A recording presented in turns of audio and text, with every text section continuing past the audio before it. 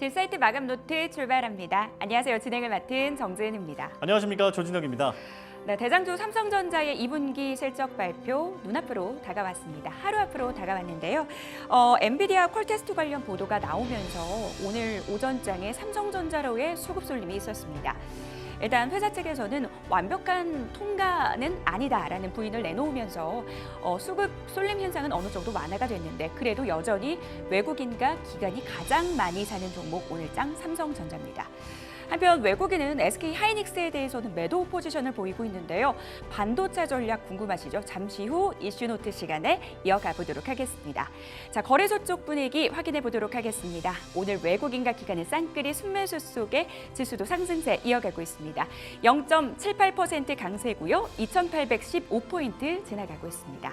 거래소 쪽 분위기 간단하게 점검을 해봤는데요. 코스닥 쪽 분위기도 우리가 확인을 해봐야 될 것 같습니다. 네, 코스닥 쪽은 어떤가요? 네, 제가 분위기 전해드릴게요. 네. 자, 코스피와 마찬가지로 강보합권을 보이고 있는데 코스피가 2,800이라면 코스닥은 840선을 지키는 게 어떤 목표처럼 된 것 같습니다. 자, 지금 보시는 것처럼 840선을 간신히 지키고 있죠. 0.5%대 상승 보여주고 있습니다. 자, 오늘도 섹터를 보면 제약 쪽이 힘을 내주고 있는데 HLB 대단합니다. 어제도 상한가를 기록하더니 오늘도 한때 86,000원까지 올라갔다가 소폭 반납하는 모습입니다. 자, 이렇게 푹푹 찌는 오늘 같은 날 시원한 투자 전략이 필요하겠죠. 끝까지 저희와 함께 해주시기 바랍니다. 딜사이트 TV 마감노트 필기 시작합니다.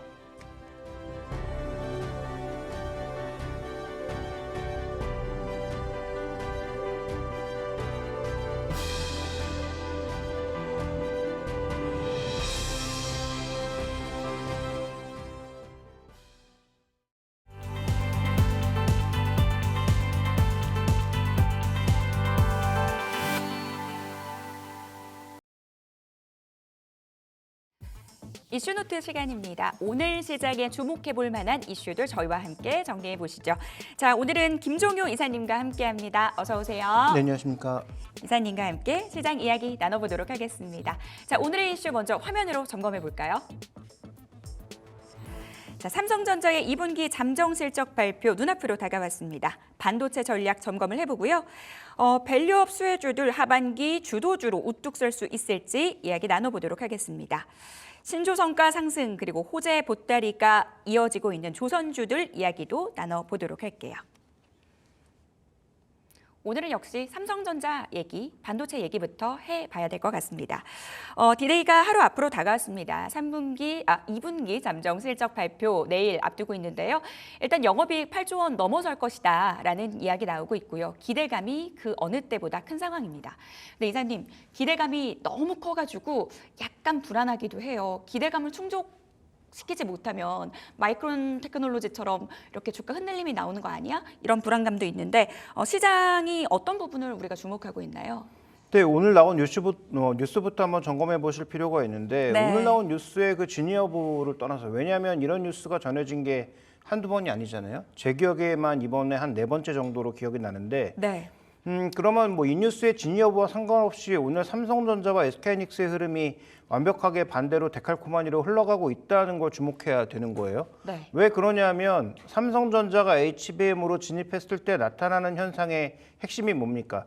SK하이닉스의 독점이 깨진다는 얘기예요. 그래서 지금 나오고 있는 얘기를 종합해 보면 뭐 기사처럼 최종 통과는 아니고 네. 최종 통과의 전 단계 정도까지 달성한 것으로 시장에서는 지금 알려지고 있는데 실적 8조. 근데 1분기도 실적 추정이 완벽하게 틀렸죠. 국내 증권사들은. 2분기도 저는 틀릴 가능성이 굉장히 높다고 보고 있고요. 3분기도 여전히 틀릴 거라고 보고 있고요. 아마 4분기 가서는 또 오버해서 추정할 거라고 보고 있습니다. 우리나라 증권사들의 특성이 전반적으로 그렇거든요. 항상 뒤늦게 추정하고 추정치를 올렸을 때가 고점이고. 그래서 뭐 이번에도 추정은 틀렸다라고 보고 있고요. 네. 연초 한 1분기 한 중반부터 외국계는 삼성전자의 그 연간 실적을 한 50조 정도로 예측하고 있는 것에 비해서 국내 증권사들은 한 40조 정도, 그것도 많이 쳐줬다 이렇게 예측하고 있습니다. 역시 안 맞을 걸로 보고 있고요. 그러니까 그런 차원에서 삼성전자는 내일 어닝 서프라이즈를 낼 건데 그 어닝 서프라이즈 때문에 주가가 더 올라갈 건가는 조금 애매모호합니다. 왜냐하면 삼성전자의 지금 주가 상승의 핵심 포인트는 네. HBM에 진입하는 것과 비메모리 쪽에서의 영역을 넓혀가는 것, 이 두 가지에 걸쳐 있단 말이죠. 네. 그래서 그 두 가지를 쉽게 이뤄내지 못하면 아마 내일 또 실적 발표하고 나서 주춤거릴 수는 있다. 그렇지만 의미 없이 빠지는 그런 양상은 나타날 가능성이 거의 없는 게 지금 뒤로 갈수록 실적이 더 커질 것이기 때문입니다.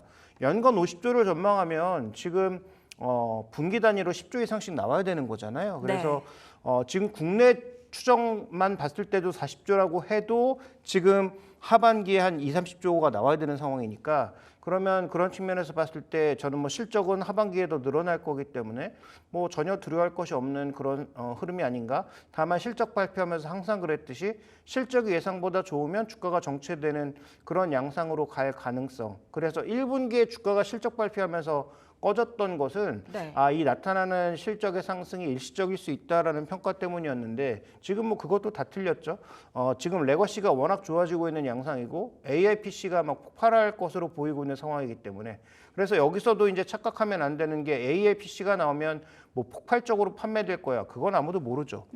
다만 지금 뭐 A사를 포함해서 대만의 여러 업체들, 뭐 레노버 중국 업체들, 국내 삼성전자, LG전자 같은 뭐 국내 업체들, 미국의 뭐 휴레패커드, 델 같은 업체들이 수십 종의 AI PC를 그 6월부터 지금 하반기에 대거 대비시키거든요. 네. 그럼 기본적으로 우리가 이제 셀인 출하라고 하죠.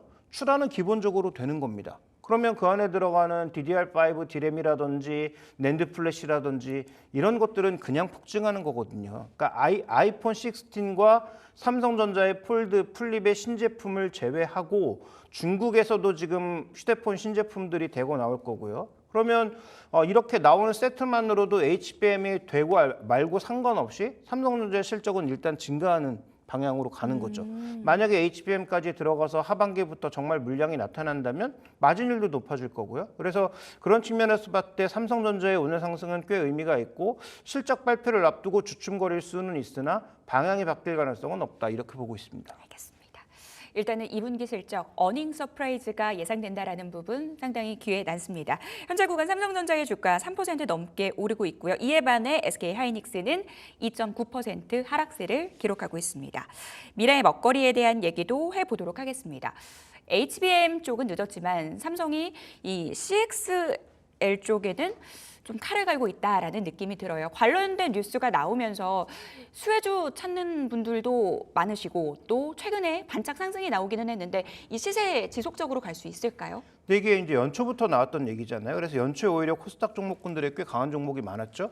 근데 CXL이라고 하는 게 기본적으로 뭐냐면 뭐 이게 이제 설명하기 쉽게 하기 위해서 뭐 도로를 2차선 도로를 8차선 도로 뚫는다 뭐 이런 식으로 많이 얘기하는데 그냥 가장 쉽게 얘기하면 두뇌에서 몸으로 가는 그 속도를 높이는 그러니까 전체적으로 지금 모든 과정이 다 전력을 낮추고 속도를 높이는 과정인 거예요. 네트워크 내의 속도, 그다음에 서버 내 안에서의 속도도 높여야 되고요. 지금 HBM을 쌓는 이유가 뭡니까? 한꺼번에 데이터를 받아서 그 데이터를 처리하기 위한 그러니까 그래픽에서 GPU에서 워낙 데이터를 한꺼번에 많이 처리해야 되니까 그걸 위해서 HBM을 만든 거잖아요. 이것도 결국 속도 문제거든요.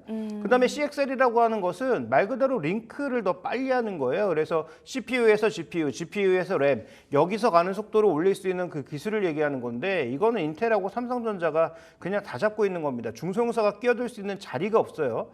그 중간에 어느 특허 하나 정도를 뭐 중소 회사가 담당할 수 있을지는 모르겠으나 그것도 그 인텔과 삼성전자가 관련된 특허와 관련된 기술을 다 가지고 있다라고 보시면 될 것 같습니다. 중소사에게는 기회가 없고요. 뭐 오늘 뭐 네오셈이나 이런 종목군들의 일부 리포트가 나왔는데 네. 그건 그 큰 틀에서 한 가지 축 정도를 차지하는 것만으로도 그들의 주가는 뭐 올라갈 수 있겠지만 저는 뭐 그 가능성도 그렇게 높지는 않다. 삼성전자가 지금 몸이 달아있는 상태에서 뭐 중소사들에게 예전처럼 뭐 마음 좋게 뭐 톡톡 나눠줄 수 있는 그런 상황도 아니고 그래서 CXL과 관련돼서는 정말 그쪽에 투자하고 싶으시다면 인텔하고 삼성전자 투자하시면 되는데 뭐 인텔이야 지금 워낙 또 여러 가지를 헤매고 있으니 뭐 삼성전자 말고 다른 종목에 대한 답은 별로 제가 보기엔 큰 의미가 없다 이렇게 바라보고 있습니다. 일단 인텔이랑 삼성이 워낙 꽉 잡고 있기 때문에 이 중소형사의 기회는 좀 미미하다라는 부분 말씀을 해주셨습니다. 사실 이사님 말씀을 들어보면 이미 많은 분들이 삼성전자를 유망주로 꼽으시겠구나라는 생각들을 하실 수도 있을 것 같아요. 삼성전자 말고 또 다른 종목 있을까요? 네, 지금 AI PC가 급증하는 구간에서 IT 부품에 대해서는 여러 번 말씀을 드렸는데요. 네. 삼성전기 오늘 주가 급등도 그와 관련돼서 바라볼 필요가 있다라는 거죠. 그러니까 삼성전기가 지난 한 2년 반 정도 16만 원에서 한 13만 원 정도의 굉장히 좁은 박스권 안에 갇혀서 뭐 올라가기도 크게 올라가지 않고 내려갈 때도 뭐 그렇게 크게 급락하지 않는 굉장히 답답한 양상으로 전개가 됐는데요. 하반기 나오는 모든 신제품에 MLCC 그다음에 뭐 그 기판 우리가 흔히 얘기하는 그 이익이 좀 많이 남는 그런 가격이 높은 기판들 카메라 모듈 줄어드는 게 하나도 없습니다. 다 늘어나는 거죠. 그다음에 삼성전기가 어디에 납품합니까? 애플에도 일부 제품이 들어가지만 그 큰 의미 없고요. 삼성전자와 중국의 플래그십들에 들어갑니다. 중국의 플래그십들과 삼성의 신제품들은 하반기에다 대기하고 있고요. AI PC에 들어가는 퀄컴 칩의 기판을 삼성전기가 일부를 만듭니다. 그러면 삼성전기의 3대 사업부의 실적이 모두 좋아지는 거거든요. 하반기 실적에 베팅한다면 삼성전기 같은 종목군들에 대한 관심도 당연히 높을 수밖에 없고요. 오늘 삼성전자가 고개를 들면서 삼성전자 향 종목군들이 전체가 고개를 들고 있죠. 뭐 원익 IPS라든지 PSK라든지 이런 종목군들이 이오테크닉스까지 전체적으로 다 고개를 들고 있는데 이런 종목군들의 핵심 포인트는 딱 한 가지 보시면 됩니다. 뭐 주의한다면 두 가지 정도까지인데 첫 번째는 삼성전자에게 독과점적으로 납품하고 있느냐. 그러니까 한두 개 업체가 삼성전자의 물량 전체를 납품하는 건 분명히 의미가 있습니다. 삼성전자가 최근에 지금 미국 그 신규 공장도 건설을 시작했죠. P5도 이제 시작한다고 하고 있죠. 뭐 용인은 조금 먼 것 같고 그래서 이런 신규 공장이 늘어날 때 당연히 그 장비들이 늘어날 수밖에 없기 때문에 그런 종목군들은 당연히 전 의미가 있다라고 보고 있어서 제가 생각하는 탑픽은 뭐 PSK이긴 한데 뭐 주가가 꽤 많이 올라온 상황이라서 목표 수익률은 좀 많이 줄어든 상황입니다. 이제 그럼에도 불구하고 저는 이런 독과점적 지위를 갖고 있는 이 소재나 장비 쪽 종목군들에 대해서는 여전히 좀 관심이 필요하다. 특히 PSK는 식각이라고 하는 특정 분야에 있어서는 우리나라 1위가 아니고 세계 1위입니다. 물론 그 분야가 워낙 작고 그게 이제 금액 자체가 크지 않긴 하지만 여기서 랩 리서치를 제치고 세계 1위라는 거죠. 그래서 그런 의미도 충분히 있을 것 같고 그다음에 뭐 PSK 같은 경우에는 신규 장비 납품이 대만까지 이어질 수 있다는 얘기도 좀 나오고 있는 상황이니까 그런 상황에서 저는 관심을 좀 가져야 될 종목들이 아닌가 이렇게 바라보고 있습니다. 이사님 그러면은 SK 하이닉스는요? 사실 SK 하이닉스 주가는 최근 부진한데 증권사에서는 계속 좋다만 얘기하고 있어요. 그래서 이 종목은 어떻게 보시는지 좀 궁금해요. 그러니까 상상인 주권에서는 뭐 35만 원인가 주가를 내는 상황이죠. 뭐 저는 뭐 달성이 가능할지 모르겠지만 먼 미래를 보면 삼성전자나 SK 하이닉스 둘 다 좋아요. 그런데 지금 중요한 건 뭐냐? 하이닉스는 독점을 뺏기고 있는 상황이고요. 지난주인가 지지난주에도 말씀드렸지만 레거시에서 삼성전자와 SK하이닉스는 비교 대상이 아닙니다. 시장 점유율이 2배 이상 차이 나고요. SK하이닉스가 자신의 전사적 역량을 HBM에 쏟아붓느라고 다른 쪽은 신경을 쓰지 못해서 레거시가 올라가는 구간에서는 삼성전자와 SK하이닉스는 다시 한번 말씀드리지만 비교 자체가 안 되는 수준입니다. 마이크론과 하이닉스를 합쳐도 삼성전자의 점유율이 안 됩니다. 그래서 전체적으로 삼성전자가 이쪽은 가격을 만들어가는 소위 프라이스 메이커이기 때문에 여기서 이 크기는 삼성전자가 결정하는 거예요. 하이닉스는 따라갈 수밖에 없는 상황이고요. 그래서 그런 측면에서 지금 선택은 무조건 삼성전자가 맞고요. 장기적인 관점에서 좋은 가격에서 사서 수익이 충분히 나신 분이라면 지금 굳이 하이닉스를 팔아서 삼성전자로 바꾸는 게 좋은 전략일지는 조금 애매합니다. 그래서 좋은 가격에 사서 수익이 많이 나신 분이라면 굳이 갈아타시기보다는 하이닉스를 좀 더 끌고 가는 것도 나쁘지 않겠고요. 다만 신규 매수 관점에서는 지금 하이닉스가 조금 더 가는 그 마진보다는 삼성전자가 올라가는 마진의 폭이 훨씬 더 큽니다. 삼성전자는 보수적으로 PBR 2배만 봤을 때도 지금 현재 가격에서 한 30% 정도의 목표 수익률을 생각해 볼 수가 있고요. 반대로 하이닉스는 뭐 상상인의 35만 원은 제가 보기에 좀 너무 먼 목표가고 지금 하이닉스의 가격 자체가 역사적 밸류밴드 상단까지 이미 치고 올라온 상황이거든요. 그러면 하이닉스는 여기서 무언가 여전히 독점을 잃지 않았다는 걸 보여줘야 현재 주가가 가능하다라고 좀 보고 있기 때문에 하이닉스를 신규 투자하시는 것은 조금 자제하시는 게 좋을 것 같고 오히려 소부장 쪽에서 좀 더 좋은 종목을 고르시는 게 저는 더 좋은 전략이라고 보고 있습니다. 알겠습니다. SK 하이닉스 미래 성장성에 대해서는 중장기적으로는 여전히 긍정적으로 보고 계십니다. 하지만 보유자의 영역이다. 신규 매수자 입장에서는 소부장단에서 기회를 잡아보자라고 정리를 해보도록 하겠습니다. 자, 밸류 업수혜주에 대한 이야기로 넘어가 보도록 하겠습니다. 세제 지원에 대한 이야기까지 구체적으로 나오면서 오늘 시장 안에서 뜨거운 흐름 보이고 있습니다. 하반기 주도할 수 있을까요?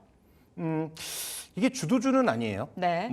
이 종목들이 아무리 시가총액이 대거 상승한다고 하더라도 지수를 끌고 나갈 정도의 파워를 지니고 있는 종목은 아닙니다. 근데 미국 시장도 최근에 기술주가 주춤하는 구간에서 다시 또 은행주들이 치고 올라오면서 은행주들 중에서 신고가를 내는 종목이 굉장히 많아졌어요. 그래서 전체적으로 좀 금리가 오히려 안정되는 구간에서 이렇게 종목들이 올라오고 있다는 것도 굉장히 눈에 띄는 부분이고요. 그런데 또 국채 수익률은 또 슬슬 올라오고 있는 그런 구간이어서 여러 가지 감정이 교차하고 있지만 어쨌든 이들 종목의 핵심 포인트는 저는 수급이다라고 보고 있습니다. 왜 수급이냐? 정부가 밀고 있는 정책이잖아요. 그래서 금투세는 어떻게 결론 날지 국회의 결론을 봐야 되겠지만 네. 배당 관련해서는 제가 알기로는 큰 이견이 없는 것으로 알고 있기 때문에 배당 관련 세제는 통과될 가능성이 좀 높다고 봐야 되겠죠. 그렇다면 이들 종목을 편입하는 또 정부가 바라고 있는 방향에서 정부가 연기금이라든지 정부 관련 펀드를 움직여서 관련된 ETF 상품들을 늘려갈 가능성은 충분히 있다라고 봐야 되고요. 네. 연초부터 외국인들이 꾸준하게 샀잖아요. 제가 보기엔 외국인들이 장기 보유하고 싶은 물량도 일부 있겠지만 외국인들은 뻔히 아는 겁니다. 하반기에 그런 ETF들의 패시브 물량이 들어올 때 거기다가 물량을 던지면 됩니다. 그래서 현재 저는 하반기에 주도주는 아니지만 충분히 투자해볼 만한 가치가 있는 종목들이라고 보고 있고 네. 최근에 은행주 신고가 났지만 여전히 평균 PBR이 0.5배에서 0.6배 수준이거든요. 그렇게 부담스러운 자리는 아니다라고 판단하고 있습니다. 다만 지금 현재 구간에서 이익이 계속 늘어나려면 네. 영업 측면에서 이익이 추가적으로 강하게 늘어나긴 어렵거든요. 근데 은행주는 그럼에도 불구하고 실적 전망이 나쁘지 않은 게 상반기에 잡아놨던 충당금들이 대거 환입될 수 있습니다. 왜냐하면 지금 PF와 관련돼서 정부가 추가적인 펀드를 만들고 일부 등급을 재분류하면서 위험 등급으로 해서 충당금을 쌓아놨던 것들을 다시 환입할 수 있거든요. 그럼 이게 이익으로 잡힌단 말이죠. 분기 기준으로 봤을 때는 회계 기준으로는. 그러면 그렇게 잡히는 이익 기준으로 보면은 여전히 이제 PR 측면에서도 그렇게 비싸 보이는 종목이 많지 않기 때문에 대형주를 중심으로는 여전히 긍정적 관점에서 접근해 보자라고 말씀을 드리는데 이게 네. 주도주도 아니고 네. 캐피탈 게인을 높게 노릴 수 있는 종목이 아니라는 점에서 전체 포트폴리오 내에서는 저는 한 10% 정도면 충분하다 이렇게 보고 있습니다. 비중 조절해 가면서 투자를 해봐야 될 것 같습니다. 앞서서 이 대형주 단에서 좀 관심을 가져보자라고 말씀을 해주셨는데 그러면은 밸류업 수혜주 중에서도 대형주 쪽으로 보고 계세요? 네, 그렇습니다. 그래서 지금 생명 중에서는 삼성생명, 네. 화재 중에서는 삼성화재, 너무 뻔한 답이긴 하지만 이런 종목군들이 가장 혜택이 좋을 걸로 보고 있고요. 금융주 중에서는 개인적으로는 하나금융지주를 가장 또 유명한 종목으로 보고 있고 네. 누구나 꼽고 있는 KB 금융 같은 종목도 나쁘지 않은 종목이다 이렇게 보고 있습니다. 다만 이제 이들 종목의 핵심 포인트는 뭐냐면 네. 주가가 예를 들어서 수급 때문에 너무 많이 올라가서 배당 수익률이 5% 아래로 내려가는 그런 과정으로 가게 되면 매력도는 급격하게 떨어지기 때문에 올해 예상 배당금 그에 대해서 시가 배당률이 어느 정도인지는 반드시 생각해 두시면서 접근하시는 게 좋겠습니다. KB금융, 하나금융지주 유망하게 보고 있다라는 부분 말씀을 해주셨는데요. 다만 많이 이제 은행주들 보시는 분들이 배당 매력 보고 접근하시는 분들이 많은데 이 배당 메리트가 희석될 수 있음 주의를 하면서 대응을 해보자라는 부분 말씀해 주셨습니다. 자, 조선주 얘기로 넘어가 보도록 하겠습니다. 조선주 역시 좋다는 얘기가 굉장히 많이 나오고 있어요.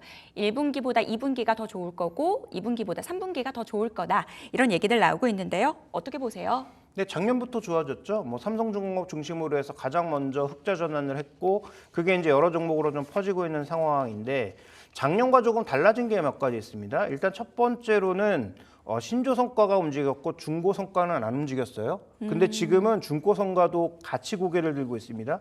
이 얘기는 무슨 얘기냐면 신조에서 그러니까 세 배를 구하지 못해서 중고 쪽으로 가격적인 메리트를 보고 갔는데 중고 성과도 가격이 같이 올라오고 있기 때문에 가격이 이렇게 같이 올라가는 상황에서는 일부 신조로 더 갈 가능성도 있다라는 점을 암시하고 있는 거고 그만큼 시장이 좋다라는 시그널도 되겠죠.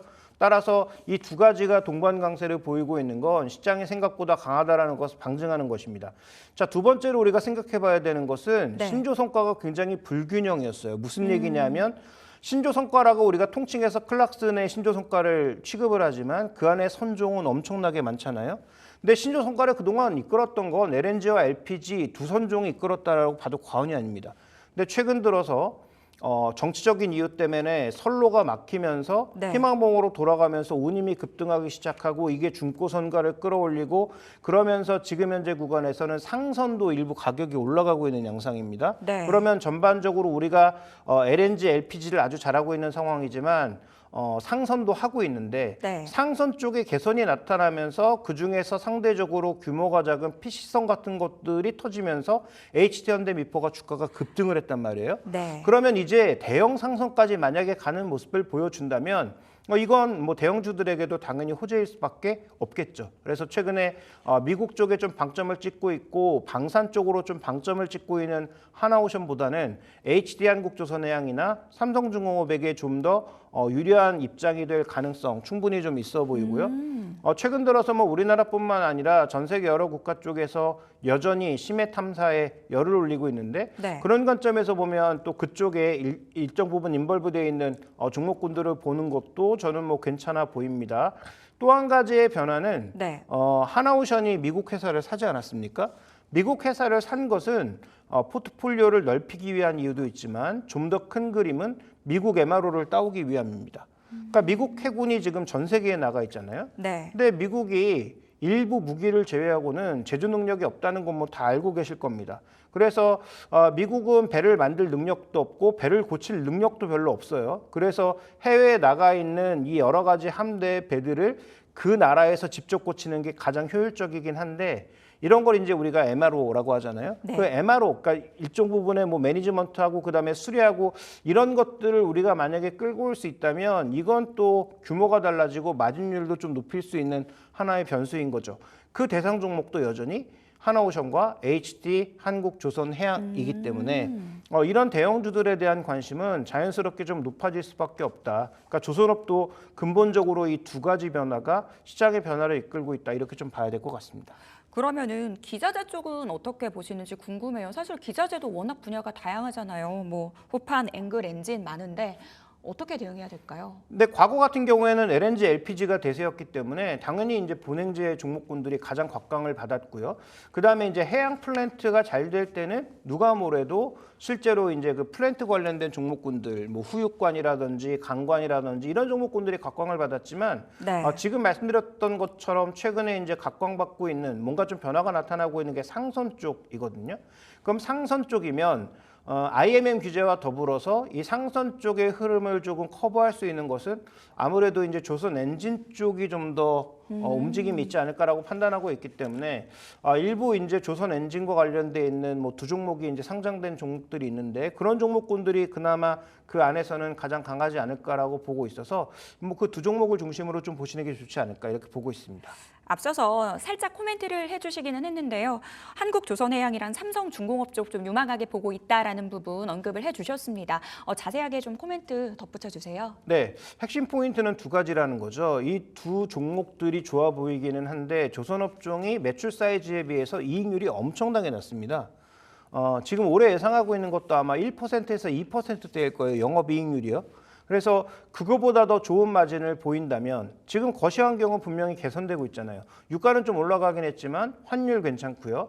그다음에 뭐 다른 금속 가격은 최근에 좀 들썩이고 있는데 철강 가격 자체는 그렇게 큰 부담을 줄 수 있는 상황은 아니거든요. 그래서 네. 후육관 자체의 가격이 후육관이 아니고 후판의 가격이 좀 안정적인 데다가 지금 현재 구간에서 여러 가지 마진이 긍정적인 요소가 존재하고 있기 때문에 뭐 그런 관점에서 본다면 거시적 환경까지 도와주고 있는 지금의 상황은 원래 상선이라든지 그다음에 뭐 해양 플랜트라든지 이런 쪽에 좀 더 포커싱이 되어 있는 종목군들에게 관심을 가질 필요가 있겠고 그렇다고 해서 삼성중공업이나 HD한국조선해양이 LNG나 LPG에서 빠지는 것도 아니란 말이죠. 네. 그래서 이 두 종목의 매력도는 제가 보기엔 좀 더 높을 것 같고요. 다만 삼성중공업이 지금 문제가 되는 건 러시아와 관련된 악재를 아직 완벽하게 벗어나지 못했다는 게 가장 큰 문제입니다. 그래서 만약에 러시아 관련 문제를 조금 벗는다면 삼성중공업이 가장 탄력적으로 움직일 수 있는데 네. 이건 좀 더 지켜봐야 되기 때문에 굳이 탑픽을 딱 한 종목만 고르자면 HD한국조선해양이 상대적으로 비싼 주가에도 불구하고 상선의 개선과 미국 시장, 미국 MRO 쪽의 진출의 기대에 따른 주가 반등의 기대는 가장 높지 않을까라고 보고 있습니다. 거시적인 환경이 받쳐주는 상황에서 상선 쪽에 포커스를 두고 이 투자 아이디어 제공을 해주셨는데요. 일단은 삼성중공업 같은 경우는 러시아 쪽 리스크가 있기 때문에 HD 한국조선해양 좀 더 우호적으로 바라보고 있다라고 말씀해 주셨습니다. 김종효 이사와는 여기서 인사 나눌게요. 오늘 도움 말씀 감사합니다.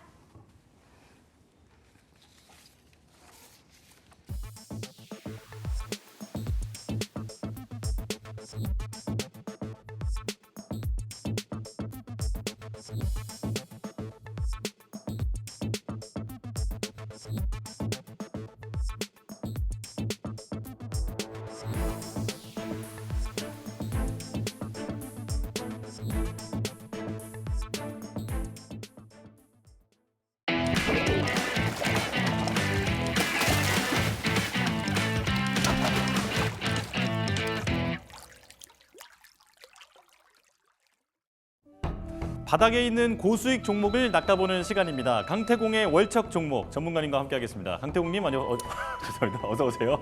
예, 안녕하세요.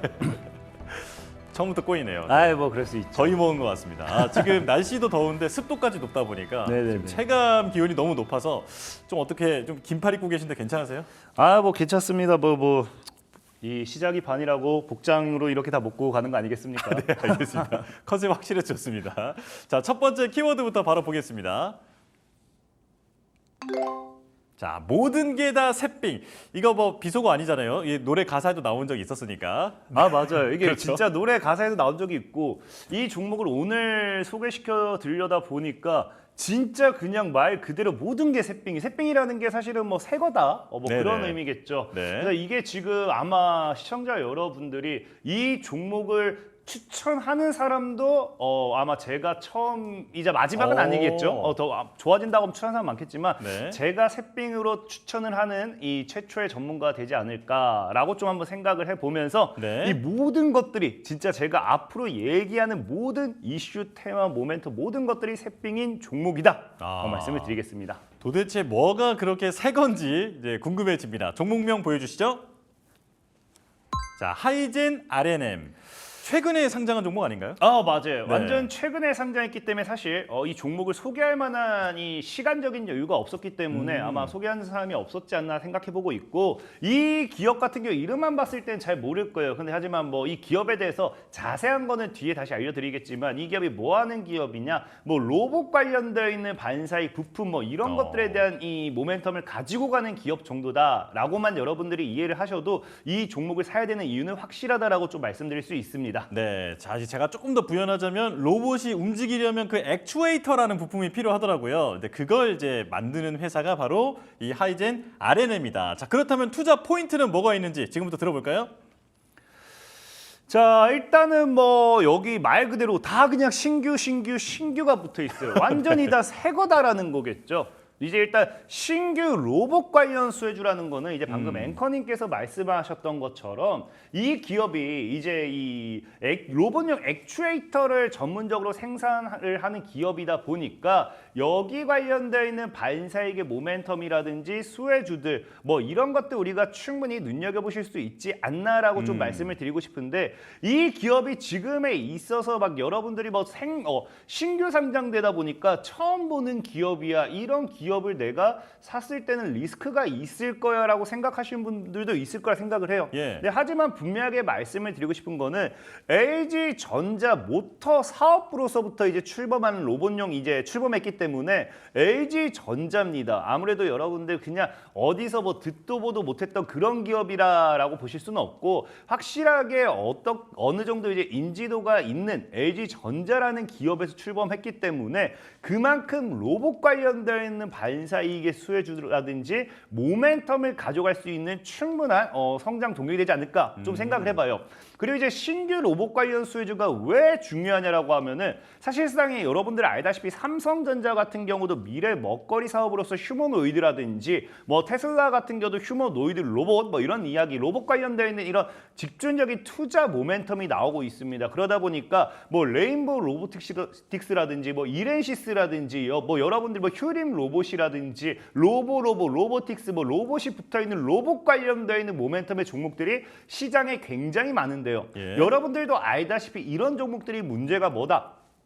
과거에 삼성전자가 레인보우 로보틱스에 지분 투자를 하겠다라고 하면서 로봇 관련되어 있는 반사이익의 수혜주들이 적게는 2배, 3배, 많게는 뭐 10배, 20배도 움직였습니다. 그러다 보니까 이 로봇 관련되어 있는 테마가 움직여주고 다시 부각이 되면서 시장에서 이슈 강력한 테마주로 올라가게 된다라고 하면은 이 사람들이 무엇을 찾느냐? 한 번도 올라간 적이 없는 아직까지도 오른 적이 없는 로봇주를 찾기 시작해요. 그럼 거기서 봤을 때 이 하이젠 NR 시스템이란 이름이 좀 어려워요? 더워서 그래요. 네. 하이젠 RNM이라는 이 기업이 이 로봇 관련되어 있는 모멘텀으로서 이 개인 투자자라든지 기관이라든지 외국인이라든지 특정 누군가 봤을 때 한 번도 주가가 올라간 적이 없기 때문에 뭐다? 로봇 관련되어 있는 반사익 모멘텀으로서 시장을 끌어올리기에는 종목을 끌어올리기에는 굉장히 메리트가 있다는 거죠. 그렇기 때문에 이제 신규 로봇 관련 수혜주로서도 눈여겨보면 좋을 것 같다라고 좀 보시면 좋을 것 같고요. 예. 자, 그 다음에 이제 이 하이젠 NRM이라는 종목이 이제 사실 RNM이에요. RNM이요. 너무 어렵습니다. 저도 이제 오늘 그다음에 며칠 전에 이 기업을 접하다 보니까 이게 좀 상장한 지 사실 얼마 안 돼가지고 예, 투자자분들에게도 좀 이름이 안 붙을 수도 있어요. 그러니까 계속해서 얘기해야 되는데 참 맞습니다. 이 이름을 가지고 제가 좀 말장난 또 가지고 올 걸 그랬습니다. 자, 어쨌든 그래서 좋습니다. 이 기업이 로봇 관련돼 있는 수혜주로 또 이제 어쨌든 묶이는 거는 사실상에 이제 뭐 이번 아까 얘기했다시피 이제 새로 출범하면서 이런 로봇용 액추에이터 전문으로 하는 생산 기업을 하겠다. 그러니까 신규로서 좀 투자라는 부분이고 사실 이 기업의 원래 본 사업은 뭐냐고 하면요. 전기차용 모터를 생산하는 기업입니다. 그러니까 모터 관련돼 있는 이런 쪽으로 가다 보니까 로봇 관련돼 있는 쪽으로도 이제 나아갈 수 있게 된 거고요. 그러다 보니까 사실 이 기업은 여러분들이 좋아하는 뭐 굳이 따진다고 하면은 2차 전지 부품이라든지 전기차 부품으로 엮이는 종목이 되겠죠. 그러니까 사실 뭐 이 기업이 신규 2차 전지 관련 사업을 하는 건 아니지만 아까 이제 앞에 로봇 관련되어 있는 이 수혜주로서도 설명드렸던 것처럼 이 기업이 상장된 지 얼마 되지 않았기 때문에 최근에 이제 뭐 할 수밖에 없다. 테슬라라는 기업이 이제 주가가 다시 한번 상승을 한다든지 2차 전지 관련되어 있는 모멘텀의 수혜주들이 올라가 준다든지 뭐 그런 식으로 노려본다라고 하면은 역시나 아까 앞에 얘기했던 것처럼 오르지 않은 2차 전지라든지 오르지 않은 전기차 부품 관련 수혜주를 찾았을 때 신규 2차 전지, 신규 전기차 부품 관련 수혜 반사익으로서 이 종목이 상승할 수밖에 없지 않나라고 좀 보시면 좋을 것 같고요. 예. 자, 그 다음에 이제 마지막으로는 코스닥에서 신규 상장주입니다. 그러니까 신규 상장주라는 건 말 그대로 상장된 지 얼마 안 됐기 때문에 우리가 이제 우리나라 주식은 좀 나빠요. 많이 나쁩니다. 이 많이 나쁜 게 뭐냐고 하면은 예. 이 검은 손이라고 하죠. 검은 손에 의해서 주가의 장난질이 굉장히 많이 나와요. 근데 이런 신규 상장된 종목들 같은 경우는 굉장히 가볍기도 하고 굉장히 이제 뭐 해먹을 이슈가 많기 때문에 이런 장난질이 굉장히 많이 들어와요. 그렇기 때문에 이런 신규 상장주로서의 강한 상승 파동이 나와줄 확률이 굉장히 크지 않나라고 좀 말씀을 드리고 싶고 네. 자, 그런 관점에서 우리가 차트를 본다라고 하면은 사실 차트만 가지고서는 뭐 설명을 드리기에는 진짜 신규 상장주니까 너무 뭐 차트 가지고 볼 거는 애매합니다. 다만 이런 종목이 보면은 아시겠지만 지금 상장됐을 때 15,000원대를 사실 지켜내던 종목이 15,000원 아래로 들어오기 시작해요. 그렇다는 건 지금 15,000원대를 강한 저항으로 만들겠다는 거거든요. 예. 강한 저항으로 만들겠다라는 건 어쨌든 15,000원대를 뚫어내면은 강한 상승이 나와준다는 거니까 15,000원 아래서는 여유롭게 분할 매수 포지션을 잡아도 되지 않나 좀 생각을 해보고 있습니다. 다만 지금 최저가 12,750원이라는 거는 아직도 신저가가 어디까지 밀릴지 아까 얘기했잖아요. 검은손 같은 경우는 이런 이 신규 상장주를 장난을 많이 친다 해서 어디까지 밀고 올릴 것인가에 대한 이런 것들이 불안정하기 때문에 저는 개인적으로 10,000원 정도까지는 열어놓고 매수하는 게 좋다고 생각을 해요. 예. 그래서 15,000원 이하의 매수는 가능하지만 10,000원 정도까지는 여러분들이 좀 지켜보시면서 분할 매수하시는 게 가격 전략에 좋을 거다라고 좀 말씀드리고 한 싶고 10,000원에서 15,000원 사이 정도. 네, 그 정도 보시면 좋을 것 같고요. 자, 목표 가격 같은 경우는 이런 종목들이 오히려 치고 간다고 하면은 신규 상장주기 때문에 신고가까지는 한번 치고 갈 거예요. 그럼 지금 자리에서 제가 봤을 때는 한 25,000원까지도 노려볼 수 있지 않나 좀 생각을 해보고 있고 그리고 제일 중요한 건 지금 손절가 9,800원 정도만 지킨다고 하면은 여유롭게 들고 하셔도 나쁘지 않을 거다 좀 말씀을 드리겠습니다. 네, 자 신규 로봇 관련 수혜주다 이렇게 설명을 해주셨는데 여기서 좀 추가적으로 사실 작년에 주도주 하면 로봇주 아니었습니까? 근데 이제 올해 들어선 분위기가 좀 안 좋은데 강태공 전문가가 봤을 때는 하반기에 로봇주 좀 어떨 것 같습니까? 이 자꾸 사람들이 착각을 하는 게 있는 게 이 요즘에 AI 랠리, AI 열풍하면서 사람들이 로봇에서 AI로 많이 넘어갔습니다. 예. 근데 여러분들이 분명하게 기억을 하셔야 되는 게 무엇이냐? 지금 이 로봇이라는 건 AI라는 것이 이제 시장에 나올 수 있었던 것도 로봇 때문이에요. 우리가 인공지능만 가지고서는 이 세상에 뭐 필요한 것들이 많겠지만 애초에 인공지능이라는 것이 먼저 이제 떠오르게 되고 시장에 나오게 된 이유가 뭡니까? 인공지능 로봇이에요.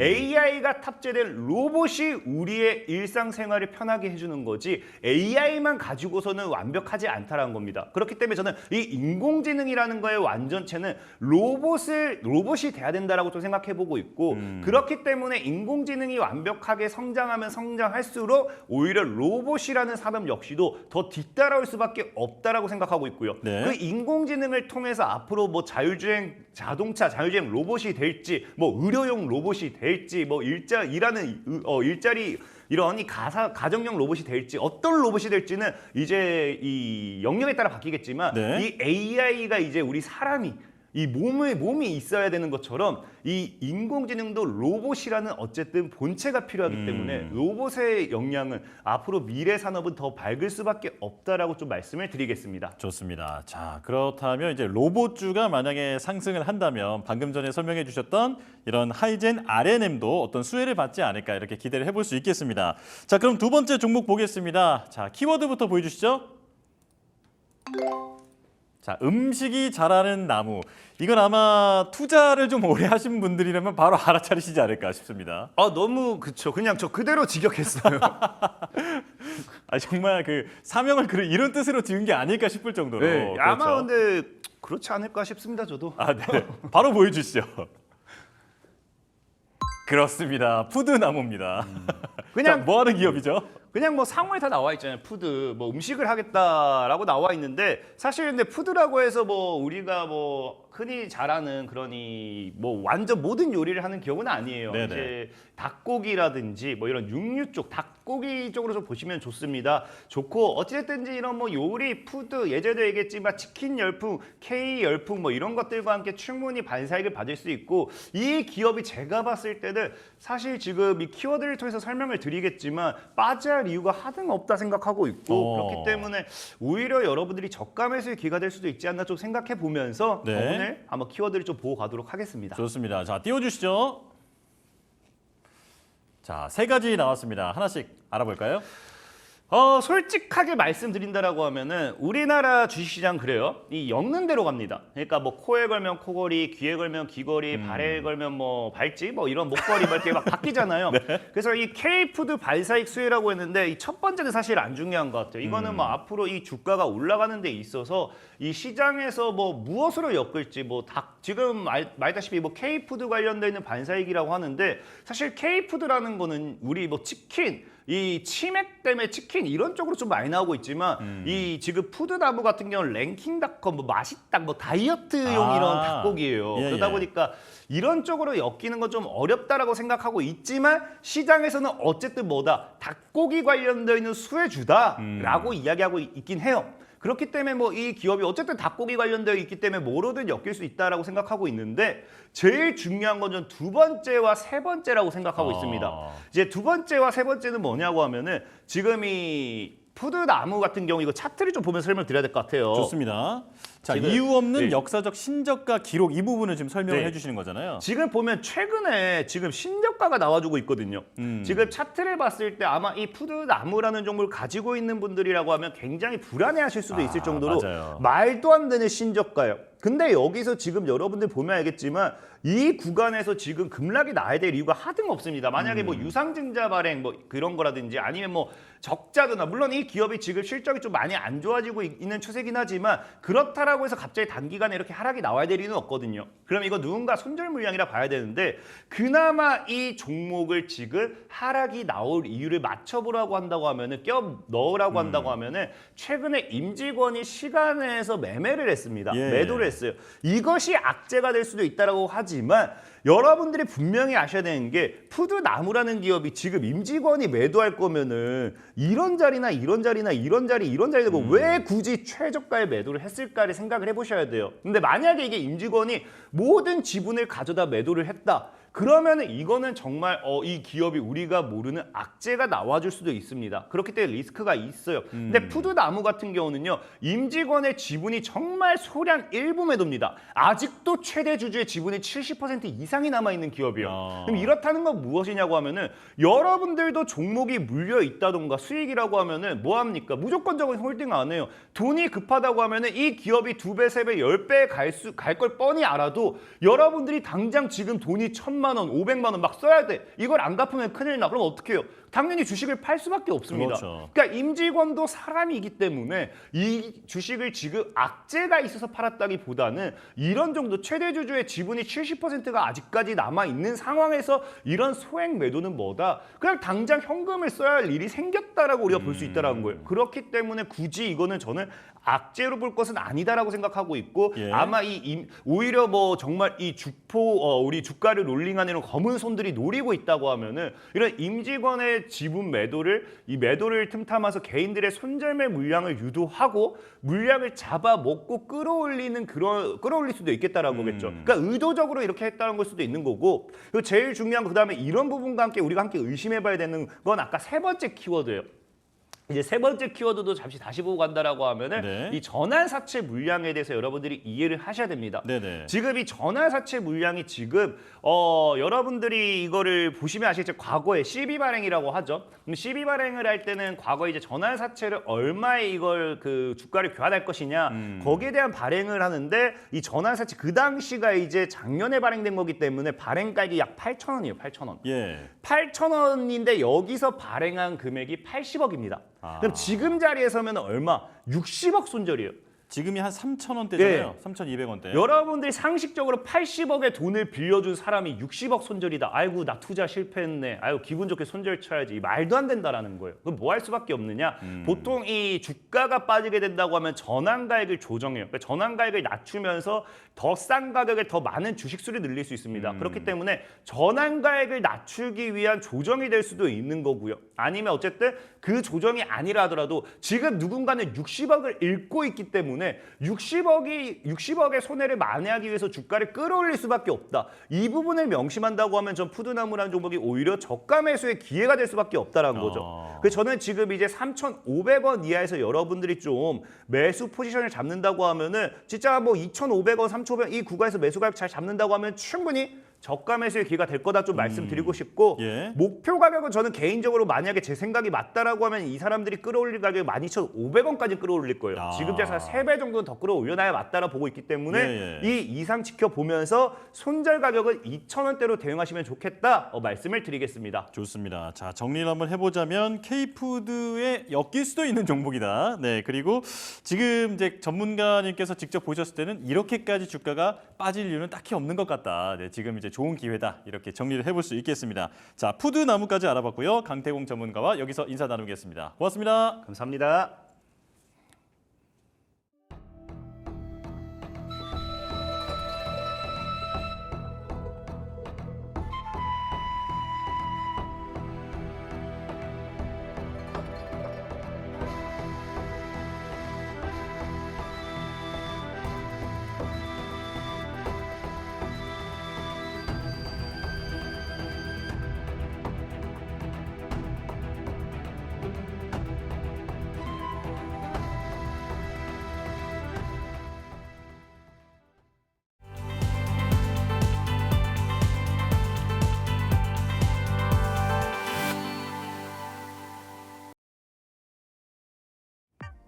증권사 리포트를 통해 투자 인사이트를 넓혀보는 시간입니다. 자, 역발상 투자 독립리서치 P&J 손창현 팀장과 함께하겠습니다. 어서 오십시오. 네, 안녕하십니까?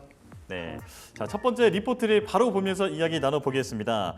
자, 오늘은 KB금융을 가지고 오셨는데요. 2분기에 1조 5천억 원 수준의 순이익이 예상이 된다. 증권 수수료가 개선이 되고 있어서 비이자 이익 부문에서 선방을 하고 있고 총 주주 환원율 이게 중요한 것 같아요. 40%를 최초로 상회하는 은행으로 기대가 되고 있다. 자, 하나증권이 제시한 목표가는 10만 2천 원입니다. 상향을 했군요. 자, 그 저PBR이 처음에 이제 이야기가 나왔을 때 그 중심에 금융주가 있다라는 얘기를 많이 했고 최근까지도 계속해서 많은 관심을 받고 있습니다. 자, 업황 분위기부터 한번 알려주실까요? 일단 정부의 그 저PBR 육성 정책이 계속적으로 이제 육성이 되고 있는 부분입니다. 그래서 네. 오늘 어제도 계속 나오고 있지만 이제 상속세에 대한 부분도 이제 분할적으로 좀 낮추겠다라는 얘기가 나오고 있고요. 그리고 상장 지수에 대한 펀드, 그러니까 저PBR 관련된 지수 펀드도 만들겠다. 그리고 세제 지원도 하겠다. 이런 정책적인 부분들로 계속 육성 정책을 만들고 있어서 그 긍정적이라고 볼 수 있을 것 같고요. 예. 제가 봤을 때는 이제 두 가지 포인트가 더 핵심적인 부분인 것 같습니다. 예. 첫 번째는 미국이 금리를 언제 인하를 하는지가 가장 큰 포인트일 것 같아요. 그래서 만약에 미국이 지금 같은 스탠스를 유지를 한다라고 하면 은행 입장에서는 계속적으로 이제 예대 마진에 대한 수익성을 추구를 할 수 있는 부분이거든요. 하지만 9월에 금리를 인하를 한다라고 하면 국내 시장 쪽에서도 인하를 할 수밖에 없기 때문에 예대 마진은 당연히 축소가 된다. 그런 부분에서 이 수익성이 좀 침해가 될 가능성이 높다라고 볼 수 있는 거죠. 그리고 두 번째는 2분기 실적에 대한 부분인데 2분기 실적이 지금 이제 본격적으로 실적 장세로 넘어갈 가능성이 높다라는 것도 눈여겨봐야 될 것 같습니다. 실적이 그나마 좀 좋은 쪽에 속하는 쪽이 금융 쪽, 은행, 증권, 보험 쪽이라고 보고 있고요. 거기에 뭐 자동차 쪽, 반도체 쪽. 그래서 올해보다는 올해 하반기에 계속 실적이 좋아지는 쪽에 대한 관심이 많이 집중이 되고 있다라고 보고 있어서 그런 부분으로 감안을 했을 때 KB금융이 지금 시장에서 좀 이슈가 되고 있는 게 아닌가라고 말씀드릴 수 있을 것 같습니다. 좋습니다. 자, 그렇다면 리포트에서는 어떤 투자 포인트에 집중했는지 궁금한데 그 PBR 얘기를 콕 집어서 얘기를 하고 있더라고요. 네. 첫 번째 단락은 이제 저PBR이다. 이야기가 나오고 있고요. 0.53배다라고 얘기가 나오고 있습니다. 예. 보시면 이제 신탁 책임 준공 관련 추가 부담 등이 1,500억에서 2,000억 정도 있다. 이게 무슨 부담금이냐면 이제 PF로 인해서 그 건물 등 같은 걸 만들잖아요. 예. 그런 거에서 혹시라도 책임사가 이제 준공회사가 책임 준공을 못할 시에 혹시라도 하는 거를 바탕으로 이제 충당금을 계속 적립을 한다라고 보시면 됩니다. 그래서 이게 늘어나면 늘어날수록 PF가 어렵다라고 보시면 될 것 같고요. 지금 시장에서 봤을 때는 1,500억에서 2,000억 정도는 이와 관련된 충당금을 더 늘리겠다라고 얘기가 나오고 있고 그런 부분에도 불구하고 이 H지수, 홍콩 H지수가 상승을 많이 해서 이제 ELS 관련된 수익으로 한 800억에서 900억 정도 수익이 이어진다고 합니다. 그래서 그 충당금을 이쪽에서 상쇄를 할 수 있다라는 걸로 이제 평가를 하고 있고요. 예. 그리고 2분기 추정 수익 관련된 부분은 역시나 뭐 1조 5,200억으로 44.9% 컨센서스를 상향한다라는 뜻으로 볼 수가 있는 게 첫 번째 단락의 이제 주요한 부분이고 네. 두 번째 단락은 이제 총 주주 환원율이 40%를 상회한다. 이제 업계에서는 은행 쪽 관련돼서는 대장주의 지위를 유지를 할 거다라고 예. 얘기가 나오고 있습니다. 그래서 동사는 이제 2월과 7월에 자사주 매입이라든지 소각 같은 걸 많이 해요. 2월에 3,200억이 관련돼서 이 했기 때문에 하반기 3분기에도 결국에 이제 7천억 이상을 자사주 소각이라든지 자사주 매입을 통해서 진행을 할 거다. 뭐 최소 7천억 정도는 할 가능성이 높다라고 얘기가 나오고 있고요. 그런 부분에서 이제 주주 환원율 관련된 부분도 40%를 상회할 가능성이 높다. 그리고 2분기에 약 3,400만 주 자사주를 또 매입을 했습니다. 그런 부분을 감안을 해보면 올해 역시나 하반기까지 갈수록 계속 주주 친화적인 정책을 꾸리겠다라고 보고서에서는 나타냈다라고 말씀드릴 수 있을 것 같습니다. 예, 사실 이제 많은 그 분들이 지금 이 KB 금융에 대해서 볼 때 이제 주주 환원율 같은 이제 저PBR 관련된 테마로만 좀 집중을 했었는데 팀장님 설명을 들어보니까 사실은 이제 다른 요인들이 네. 더 이제 그 밑을 받치고 있다라고 정리를 할 수 있을 것 같은데요. 자, 리포트에는 없는 추가 투자 포인트도 설명을 해주실까요? 일단 저PBR 관련주들이 뭐 아시다시피 이제 자산주들이 많습니다. 자산이 많은데 이제 제대로 된 평가를 못 받아서 적정 가치 수준을 밑돌고 있는 그런 기업들이 많은 거예요. 그래서 금융 쪽에 은행, 증권, 보험주들이 저PBR 관련주들이고요. 인프라 쪽은 조선철강 뭐 그런 쪽이 저PBR 관련주다라고 볼 수가 있습니다. 근데 이 관련주들이 대부분 코스피에 좀 몰려 있는 부분이에요. 그래서 코스피 시장이 그나마 좀 강세 흐름으로 전환될 수 있을 가능성이 크다라고 좀 볼 수 있을 것 같고, 되레 지금 성장주들에 대해서 이제 수급이 좀 뒷받침이 돼야 되는데 거기에 있어서는 좀 뒷받침이 못 될 가능성도 크다라고 이야기가 나오고 있는 부분입니다. 그래서 뭐 2차 전지나 반도체나 결국엔 이 인공지능이나 다양한 이제 성장주들로 수급이 좀 집중이 돼야 되는데 그 집중이 안 될 가능성이 높다라는 것도 감안을 해볼 필요가 있어서 일장일단일다라고 하는 게 이제 첫 번째 부분인가라고 말씀을 드릴 수 있는 부분이고요.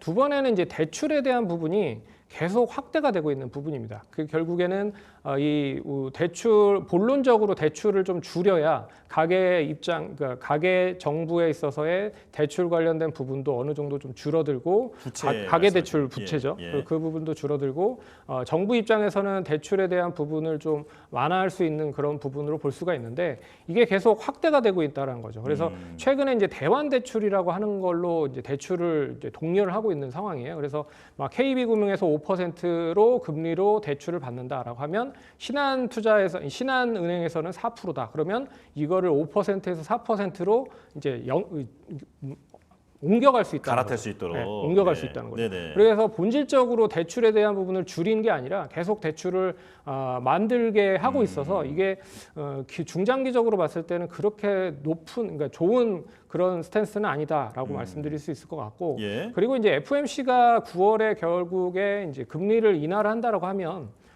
이 그 금융주들 관련돼서는 실적이 좀 단기적으로는 안 좋을 가능성이 높다라는 것도 눈여겨 보셔야 될 것 같습니다. 그래서 이 그 계속 스탠스는 우상향으로 보되 미국이 금리 인하를 언제 하는지에 대한 부분이 거의 이제 정점이 될 가능성이 높지 않을까 그렇게 판단을 하는 것도 좋을 것 같습니다. 예, 저희 이제 코너 이름이 역발상 투자다 보니까 이런 질문 한번 드려볼 수 있을 것 같아요. 지금 금리가 만약에 떨어지기 시작하면 지금 이런 금융주들이 어떤 그 실망 매물 같이 좀 나올 수도 있을 것 같다라고 예상이 드는데, 그런데 지금 금리가 워낙 높다 보니까 사실 급격하게 떨어지지 않는다면 고금리 장기화가 될 수도 있는 거 아니겠습니까? 그렇죠. 이런 부분은 오히려 어떤 이제 주울 수 있는 기회가 되지 않을까 싶거든요. 근데 이미 이제 주가가 KB 금융만 해도 연초 대비 한 60%가 올랐거든요. 아, 너무 많이 올랐다. 네, 이제 그 부분이 가장 큰 이유다라고 말씀드릴 수 있을 것 같고요. 그리고 은행주들을 매매하기가 좀 여간 쉬운 종목들이 아닙니다.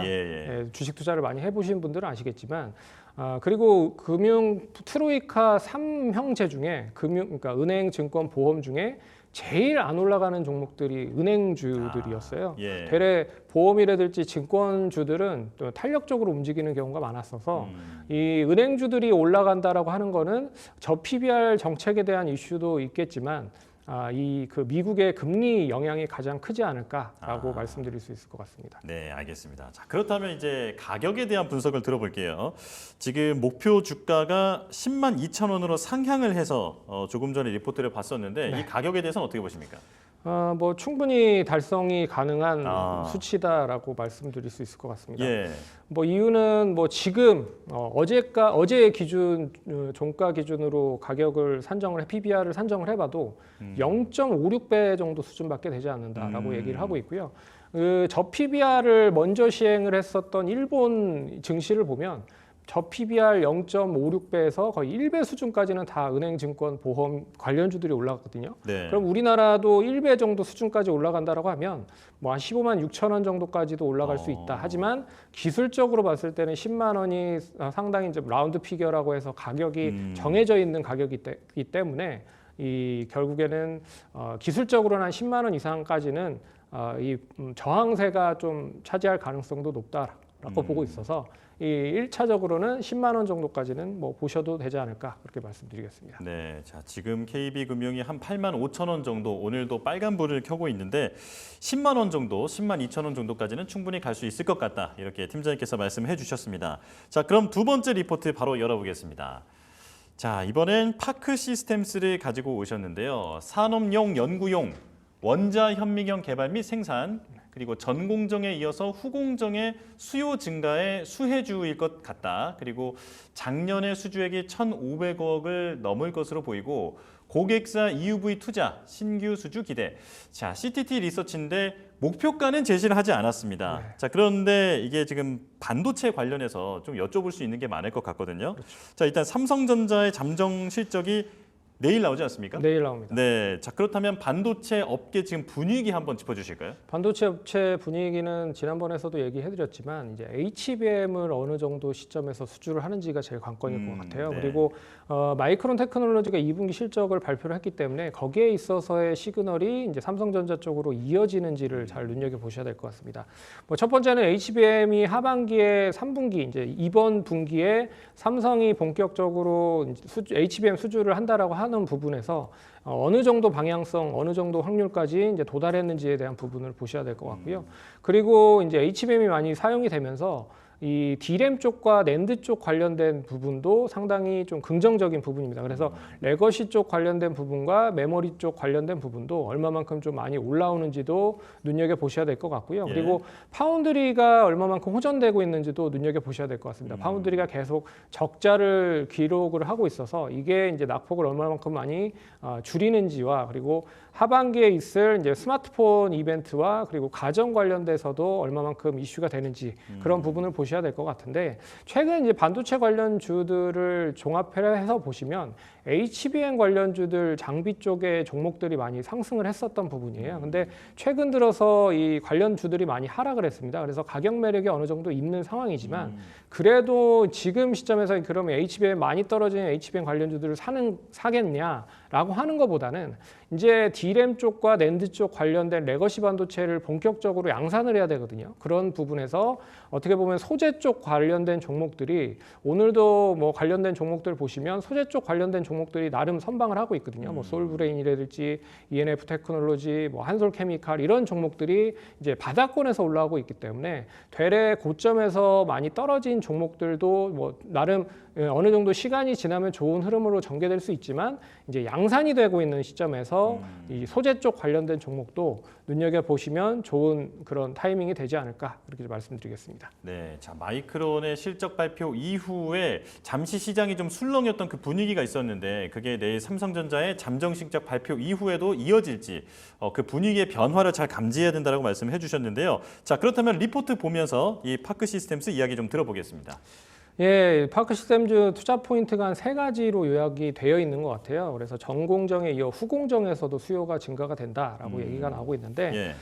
동사가 이제 뭐 추구하고 있는 장비가 여러 가지 측정하는 그런 장비입니다. 그 중에서도 이제 메모리 쪽에 그 검사 장비, 웨이퍼 검사 장비를 이제 공급을 하고 있는 것 같아요. 근데 이게 그 21년도에 중국에 양산이 많이 되면서 본격적으로 성장이 됐고요. 이게 이제 후공정 쪽으로도 들어간다라고 보시면 됩니다. 최근에 웨이퍼의 표면 결함과 CMP, 그러니까 평탄화 관련된 부분에서 동사 장비가 많이 들어간다라고 해요. 거고요. 그래 왜 많이 들어가느냐? 결국 이제 HBM을 만들기 위해서 이 웨이퍼를 평탄을 해야 됩니다. 그래서 그래야 이제 잘 구멍을 뚫고 할 수가 있어서 양산에 대한 양산율도 좀 높게 나타날 수 있는 부분들이 있어서 네. 평탄화와 표면 결함에 대한 부분을 얼마만큼 잘 해주는지 그런데 거의 장비가 많이 쓰이고 있다라는 부분에서 기존의 전공정에서 후공정으로 이 매출처가 이제 확대됐다라고 하는 게 이제 첫 번째 포인트라고 보시면 될 것 같고요. 예. 두 번째는 이제 수주 관련된 부분인데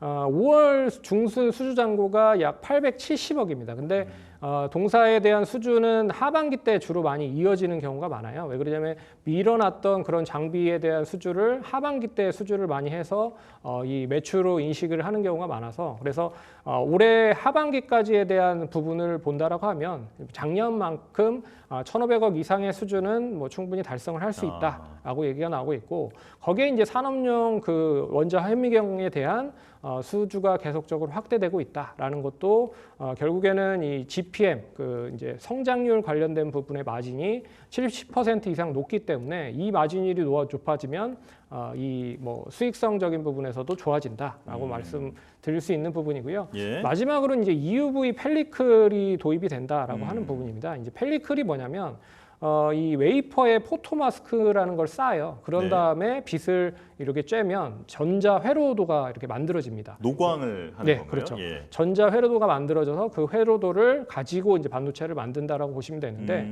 이 포토마스크가 계속 사용이 되면 될수록 이제 없어져요. 그러니까 분량이 많아지기 때문에 포토마스크를 다시 바꿔야 됩니다.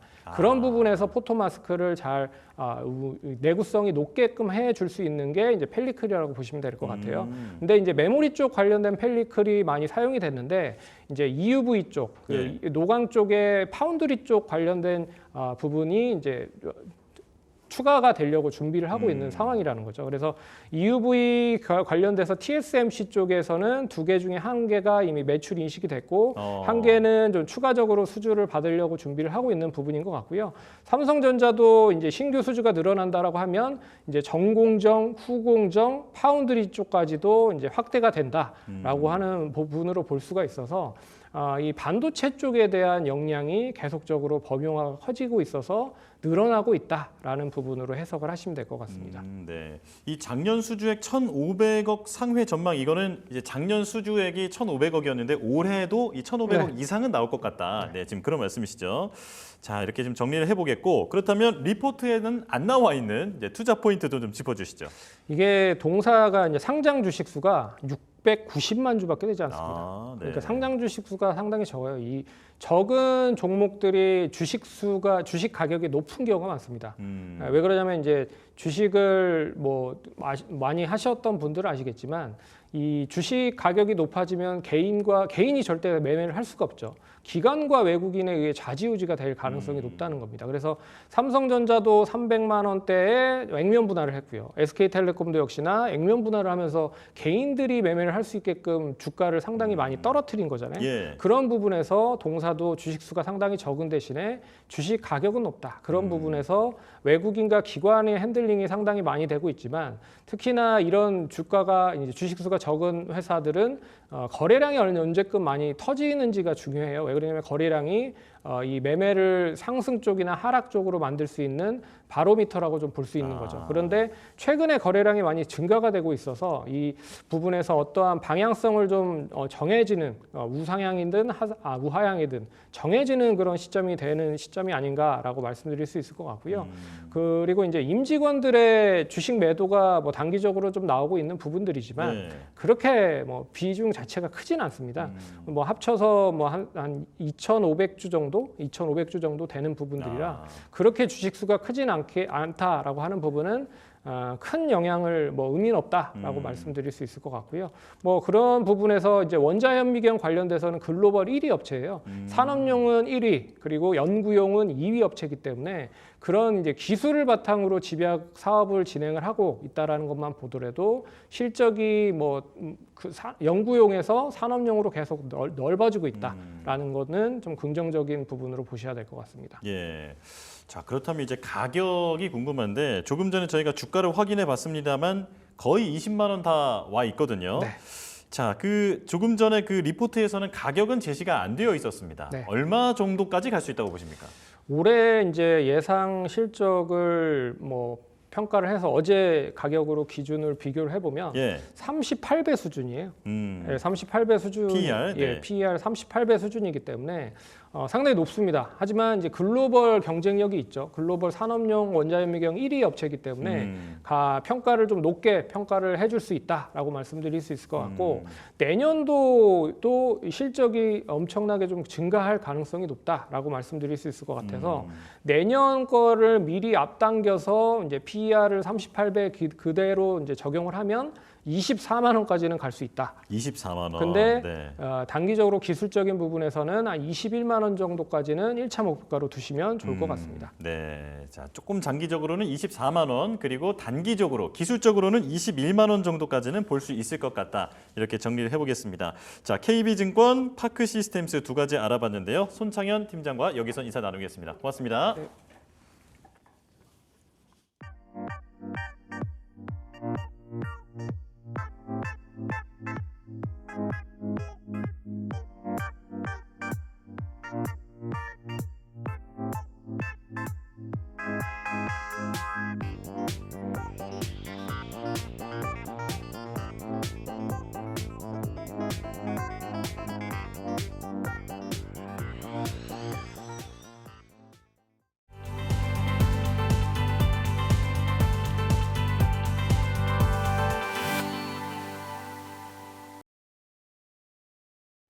수익사항 시간입니다. 딜사이트S 최고의 전문가들의 수익률 대결 오늘도 이어지는데요.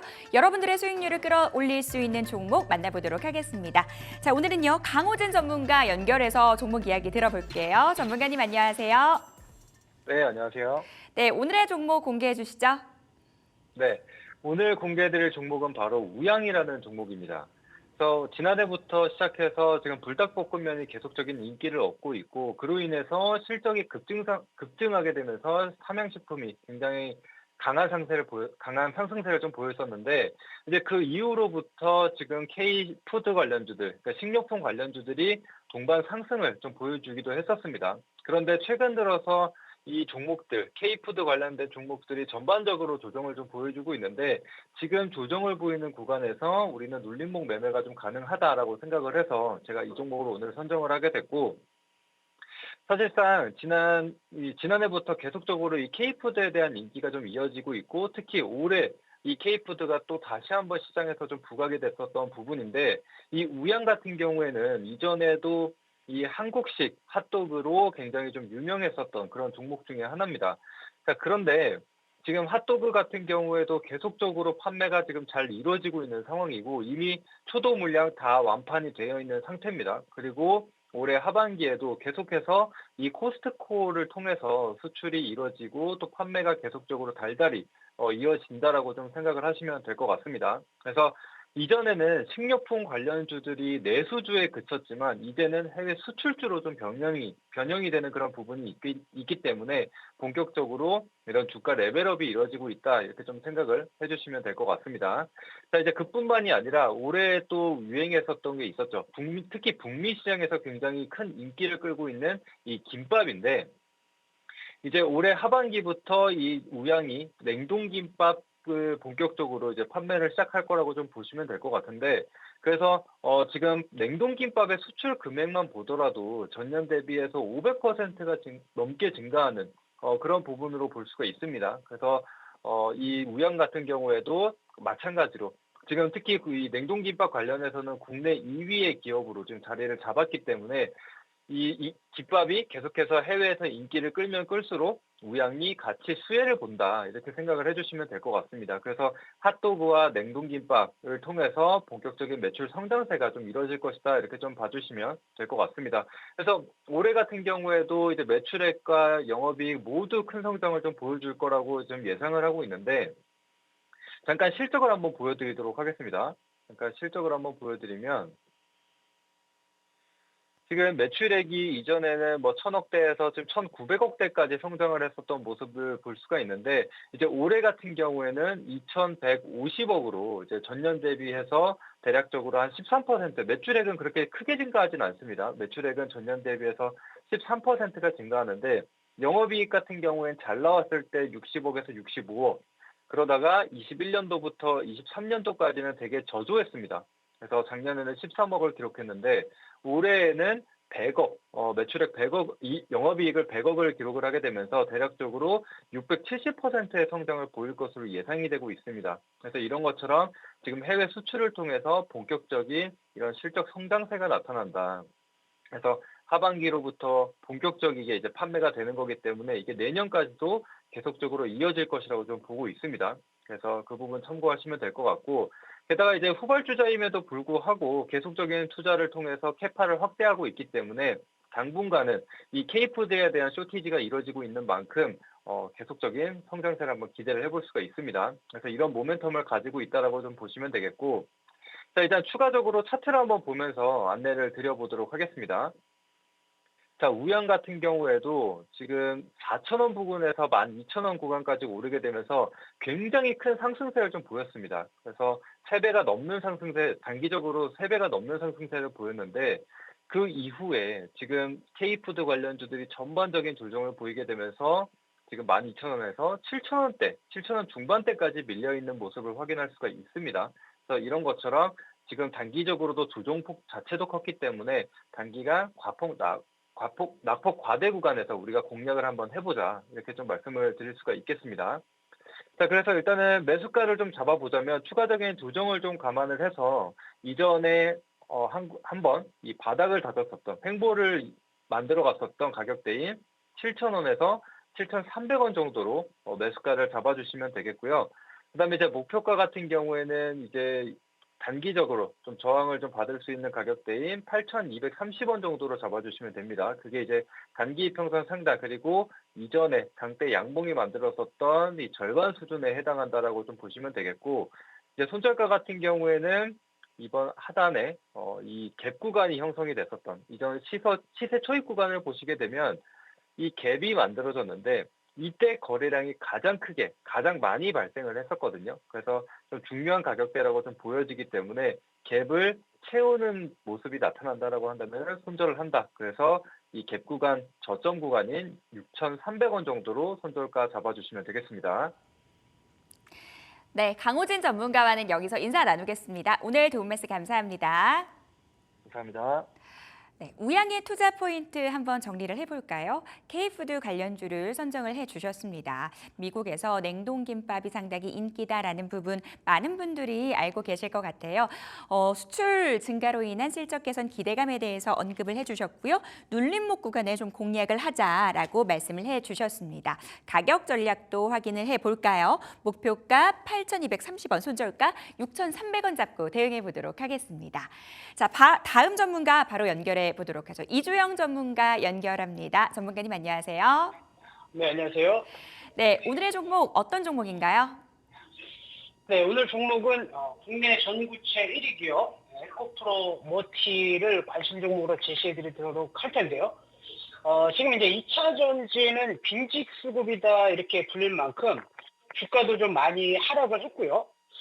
또 이제 시장의 관심도 다소 이렇게 좀 떨어져 있는 편인데, 이렇게 이제 관심이 없는 섹터가 이 업종이 좀 턴어라운드 된다라고 한다면, 역발상의 관점에서 봤을 때 이렇게 어려운 시장 속에서도 굉장히 좋은 성과를 낼 수 있는 수익 기회가 많이 있었는데요. 에코프로 모티가 그런 이제 종목에 해당이 된다 이렇게 말씀을 좀 드리겠고요. 특히 이제 이 전구체 업종을 본다면 2025년 1월 미국의 IRA 핵심 광물에 대한 FEOC 배제 조항이 이제 적용이 되면서 이런 이제 그 전구체에 대한 관심, 그다음에 핵심 광물에 대한 관심이 높아질 수밖에 없고요.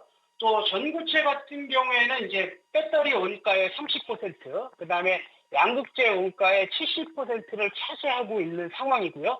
또 2023년도 기준으로 본다면 한국의 중국 전고체 수입 의존도는 96%에 달하기 때문에 내년 또는 올 하반기부터는 이러한 이슈들이 계속 조명을 받을 가능성이 높다라는 말씀 좀 드리고요.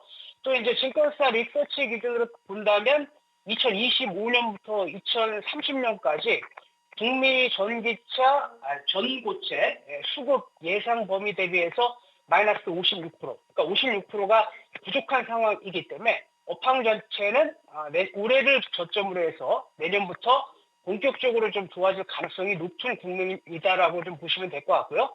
자, 에코프로의 머티의 이제 실적 같은 경우에는 올해 전년 동기 대비해서 42% 하락할 것으로 좀 보고 있는데 2022년도에서 2023년도 워낙 큰 폭으로 이제 실적 성장한 부분들도 있고 또 에코프로 BM이 재고 조정의 영향으로 인해서 올해는 이제 실적이 다소 안 좋아질 수 있다. 참고하시면 될 것 같고요. 하지만 이제 2025년도는 조금 내용이 다른데요. 일단 이제 고객사 다변화를 통해서 전체 매출의 50%를 외부에서 이제 매출을 달성할 것으로 좀 보고 있고 또 북미 현대차가 내년부터 신공장 2개를 좀 가동하기 때문에 어떤 재고 비축 수요가 발생할 것으로 좀 예상이 되고요. 또 이제 지금 내년 하반기부터 에코프로 머티의 신공장 2개가 가동이 됐기 때문에 본격적인 외형 성장과 함께 실적이 좀 좋아질 것으로 좀 보고 있는데요. 자, 매출은 대략적으로 한 1조 1천억 원. 그래서 올해 실적 대비해서는 98% 굉장히 좀 좋은 성과가 발생될 가능성이 높은 그런 국면이다 이렇게 말씀을 좀 드리겠고요. 자, 차트를 보면서 에코프로 머티 대응 전략 좀 말씀을 좀 드릴 텐데요. 자, 화면 한번 좀 띄워주시면요. 특히 이제 그 에코프로 머티가 신규 상장주이기 때문에 오보행 물량을 반드시 좀 체크를 하셔야 되는데요. 지금 이대주주 오보행 물량 보호예수 6개월이 5월 17일자로 해제가 되면서 주가가 좀 급락이 나왔다가 최근에 다시 반등. 또 이제 5월 17일자 이대주주 블록티 물량이 나오면서 주가가 좀 흘러내리고 있는 모습인데요. 차트를 한번 보시면 이렇게 이제 신규 상장 당시 공모가 32,700원 대비해서 갭상승해가지고 보시게 되면 굉장히 빠르게 거의 뭐 시장의 주도주로서 600% 이상 급등. 그리고 이제 조정 받을 때도 보시게 되면 뭐 대량 물량이 나왔다라기보다는 이제 업황 하락과 함께 건전한 이제 조정이 좀 나와주고 있는 모습이고요. 지금 보시면 이제 이런 자리가 굉장히 중요한데, 바로 이제 그 보호예수 해제와 함께 이대주주 블록티 물량을 소화하면서 단기적으로 이렇게 100% 가까이 좀 올라갔었는데, 요거와 이제 비슷한 차트가 좀 있거든요. 요거 이제 한번 또 비교해서 한번 좀 설명을 좀 드리면, 큐리옥스 바이오 시스템도 12,000원대에서 뭐 7만원대까지 단기적으로 급등했다가 오브행 물량을 소화하고 나서 3개월 보유수 물량 이제 소화하고 나서 주가가 급등이 나왔는데 이렇게 흘러내릴 때도 보시게 되면 거래량이 없습니다. 근데 이제 에코프로 머티의 차트를 보더라도 이렇게 이제 그 업황 바닥과 함께 흘러내릴 때 전체 긴 흐름상에서 수급을 보신다라고 한다면 굉장히 좀 거래량이 말라 있는 모습이고요. 지금 보시면은 이제 그 EU의 중국의 그 반덤핑 부가 이슈, 뭐 이렇게 큰 재료가 아니었음에도 불구하고 단기적으로 이렇게 100% 이상 가깝게 근접하면서 수급이 좀 강력하게 좀 들어왔기 때문에 저는 이제 수급 손바뀜이 좀 충분히 이루어지고 있는 모습이다라고 좀 보실 수가 있고요. 자, 이때도 보시게 되면 이와 유사한 모습인데요. 또 이대주주 블록들 물량 나오면서 조금 이제 흘러내리는 모습이 좀 나아졌기 때문에 자, 결론적으로 말씀을 좀 드리면요. 지금 이제 가격적인 메리트가 있는 구간에서 이대주주 오버행 이슈가 남아있는 구간이지만 요런 이제 이슈를 좀 소화하고 나서 급격하게 좀 상승할 가능성이 높아 보이고요. 올해 이제 블록된 이슈가 나오면 매수의 기회, 또 이게 나오지 않는다라고 한다면 중기적으로 상승할 가능성이 높다 이렇게 보여지고요. 자, 가격 전략 잡아드리면요. 일단 뭐 현재 가격부터 95,000원 라인대까지 여유 있게 좀 분할 매수를 하시면 될 것 같고요. 자, 1차 목표가는 125,000원 라인대 잡아드리는데 요 라인대가 좀 돌파된다라고 한다면 저는 이제 중기 관점에서 뭐 한 16만 원이나 18만 원대까지 이제 상당히 좀 열려 있다라고 좀 보고 있고요. 자, 손절 라인대는 전저점 구간인 75,500원 라인대 제시해 드리도록 하겠습니다. 자, 어려운 시장인데요. 우리 이제 시청자 여러분들의 성공 투자를 기원하면서 이렇게 마무리하도록 하겠습니다. 네, 따뜻한 응원의 메시지까지 들어봤습니다. 이주영 전문가와는 여기서 인사 나눌게요. 도움 말씀 감사합니다.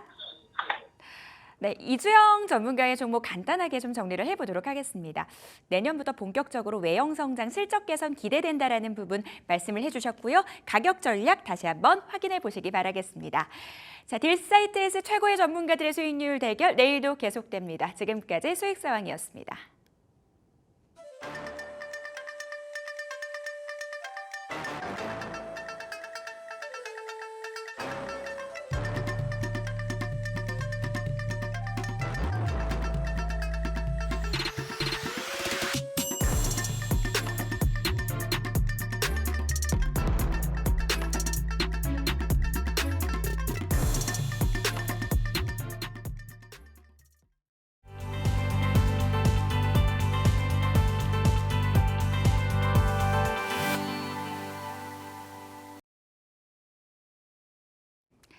라스트 빅딜 시간입니다. 특징주 잡아보고요. 종가 매수 여부 확인해 보도록 하죠. 네, 오늘은 김태성 ISF 본부장, 이주호 펀스탁 본부장과 함께하겠습니다. 두 분 어서 오십시오. 어서 오세요. 네, 안녕하세요. 네, 반갑습니다. 두 분과 함께 종목 이야기 나눠보도록 하겠습니다.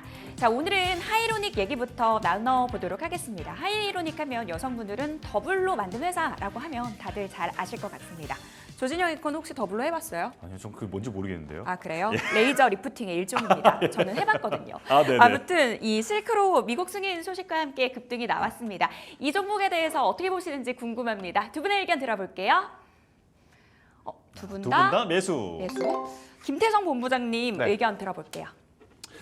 일단 하이로닉은 사실 이제 이 피부 미용 의료기기의 후발주자다라고 좀 말씀드릴 수 있을 것 같아요.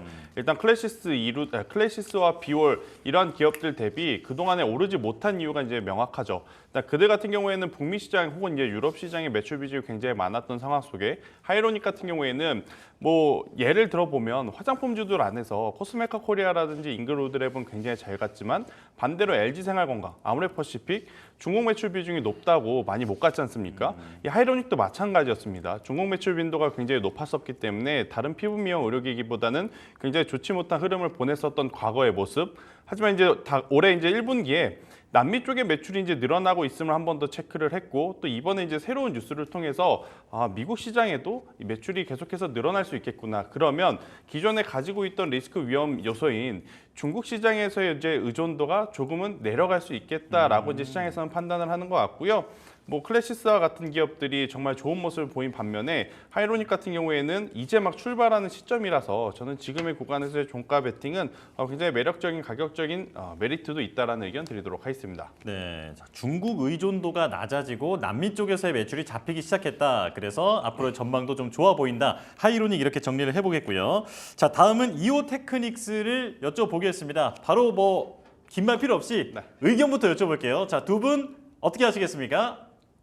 자신 있게 있겠네요. 들어주셨어요. 자, 두 분 다 종가 매수 의견을 보여주셨습니다. 자, 이번엔 이주호 본부장님께 여쭤볼게요.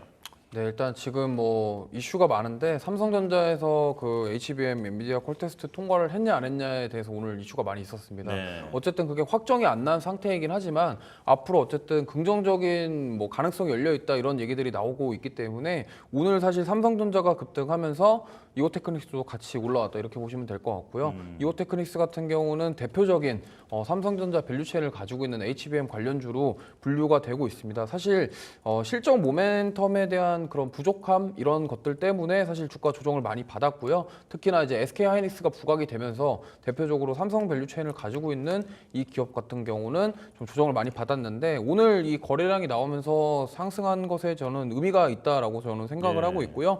그동안 많이 가격적으로 눌려졌기 때문에 지금 제가 봐도 뭐 종가에 접근을 하셔도 충분히 괜찮다. 오늘 뭐 급등이 나와서 오늘 좀 이게 많이 올랐는데 좀 부담스러운 가격 아니냐 이렇게 생각하실 수도 있겠지만 그동안 빠진 거를 비한다면 오늘의 이 급등은 사실 뭐 어떻게 보면은 출발의 신호탄이 될 수가 있고 특히나 이제 삼성전자가 만약에 HBM 관련해서 엔비디아 납품이 확정이 된다거나 네. CXL 같은 경우도 내년에 뭔가 양산이 된다 이런 것들이 가시화가 된다고 한다면 뭐 이오테크닉스는 분명히 수혜를 받을 것으로 예상을 하고 있고요. 또 특히나 이제 HBM 커팅 장비 그리고 이제 유리기판 UV 드릴러까지, 그러니까 유리기판 모멘텀도 가지고 있기 때문에 저는 뭐 지금 가격적으로는 메리트가 충분히 있기 때문에 종가매수 한번 노려보셔도 좋을 것 같습니다.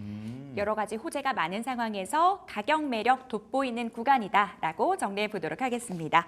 자, 펩트론 이야기로 넘어가 보도록 할게요. 최근 시장 안에서 뭐 비만 치료제 관련주들 굉장히 뜨거운 관심을 받았는데 사실 근데 이 종목 같은 경우는 주가 변동성이 좀 있어서 이거 사도 되나 하는 게 사실입니다. 이 종목에 맞아요. 대한 의견 어떤지 들어가 볼게요. 두 분의 의견 확인해 볼게요.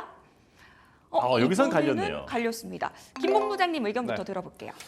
안 좋다라기보다는 지금 일단 우리나라 시장의 주도 업종들이 오랜만에 지금 들고 일어서는 모습을 좀 보이고 있고 이제 오늘 아침에 마감한 미국 증시에서 이제 특이사항을 좀 체크를 해본다면 매그니피센트 7이라고 하는 기업들이 굉장히 좋은 반면에 일라이렐리라든지 노보노디스크 같은 경우에는 지금 위고비라고 하는 제품에 대한 이제 부작용 이야기가 좀 많이 나왔어요. 그리고 이제 주 초반에 바이든 정부에서 비만약이 너무 비싸다, 이거 가격 좀 내려야 된다라는 이야기가 좀 나오다 보니까 이 가격 인하에 대해서 다양한 시각의 차는 존재합니다. 한쪽에서는 가격을 인하를 하면 기업 입장에서는 영업이익률이 떨어질 수 있지 않겠는가라는 쪽이 있고 또 다른 한쪽에서는 가격을 인하하면 그동안에 비싸서 못 이용하셨던 분들까지도 이용을 하게 되었을 땐 박리담의 효과로 오히려 더 긍정적으로 봐야 되는 거 아니야라는 좀 이야기들이 좀 많은데요. 네.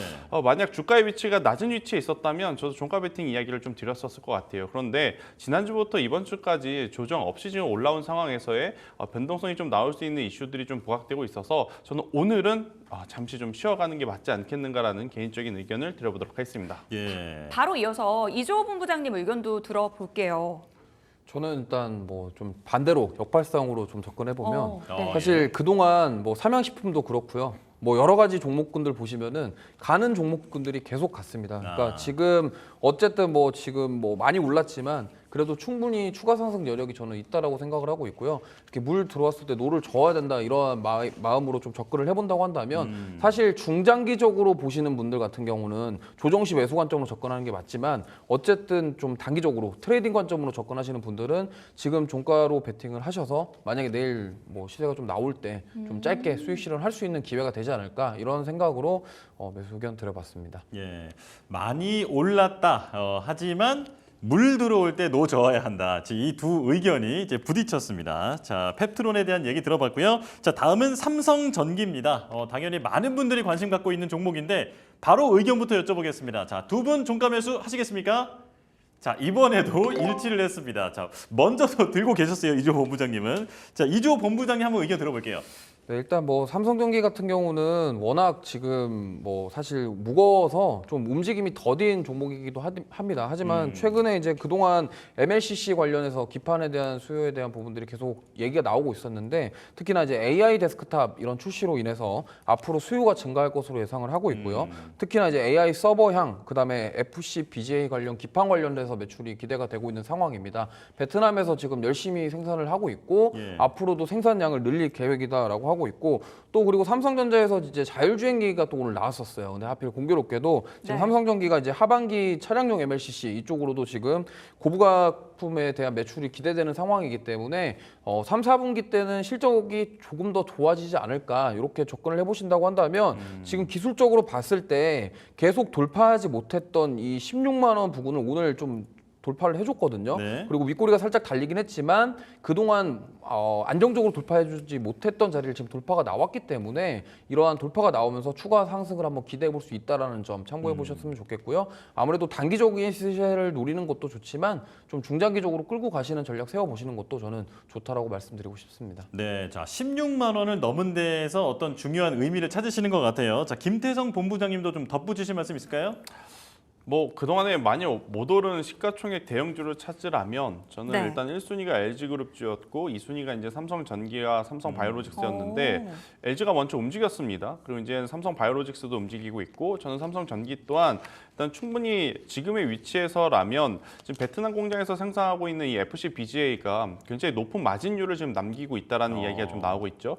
그리고 이제 작년 한 해 동안 힘들었던 이유는 명확합니다. 베트남 쪽에 이 공장을 짓는데 1조 2천억이라고 하는 큰 돈을 들였기 때문에 재무제표상 부담이 될 수밖에 없었던 상황. 하지만 이제 시간이 지나서 공장들이 완공이 됐고 여기서 가동률이 지금 올라가게 된다라고 하면 지금까지 보여준 실적 플러스 알파가 붙기 때문에 실적에 대한 기대치를 저는 높게 잡아도 괜찮지 않겠는가라는 의견 한번 드려보도록 하겠고요.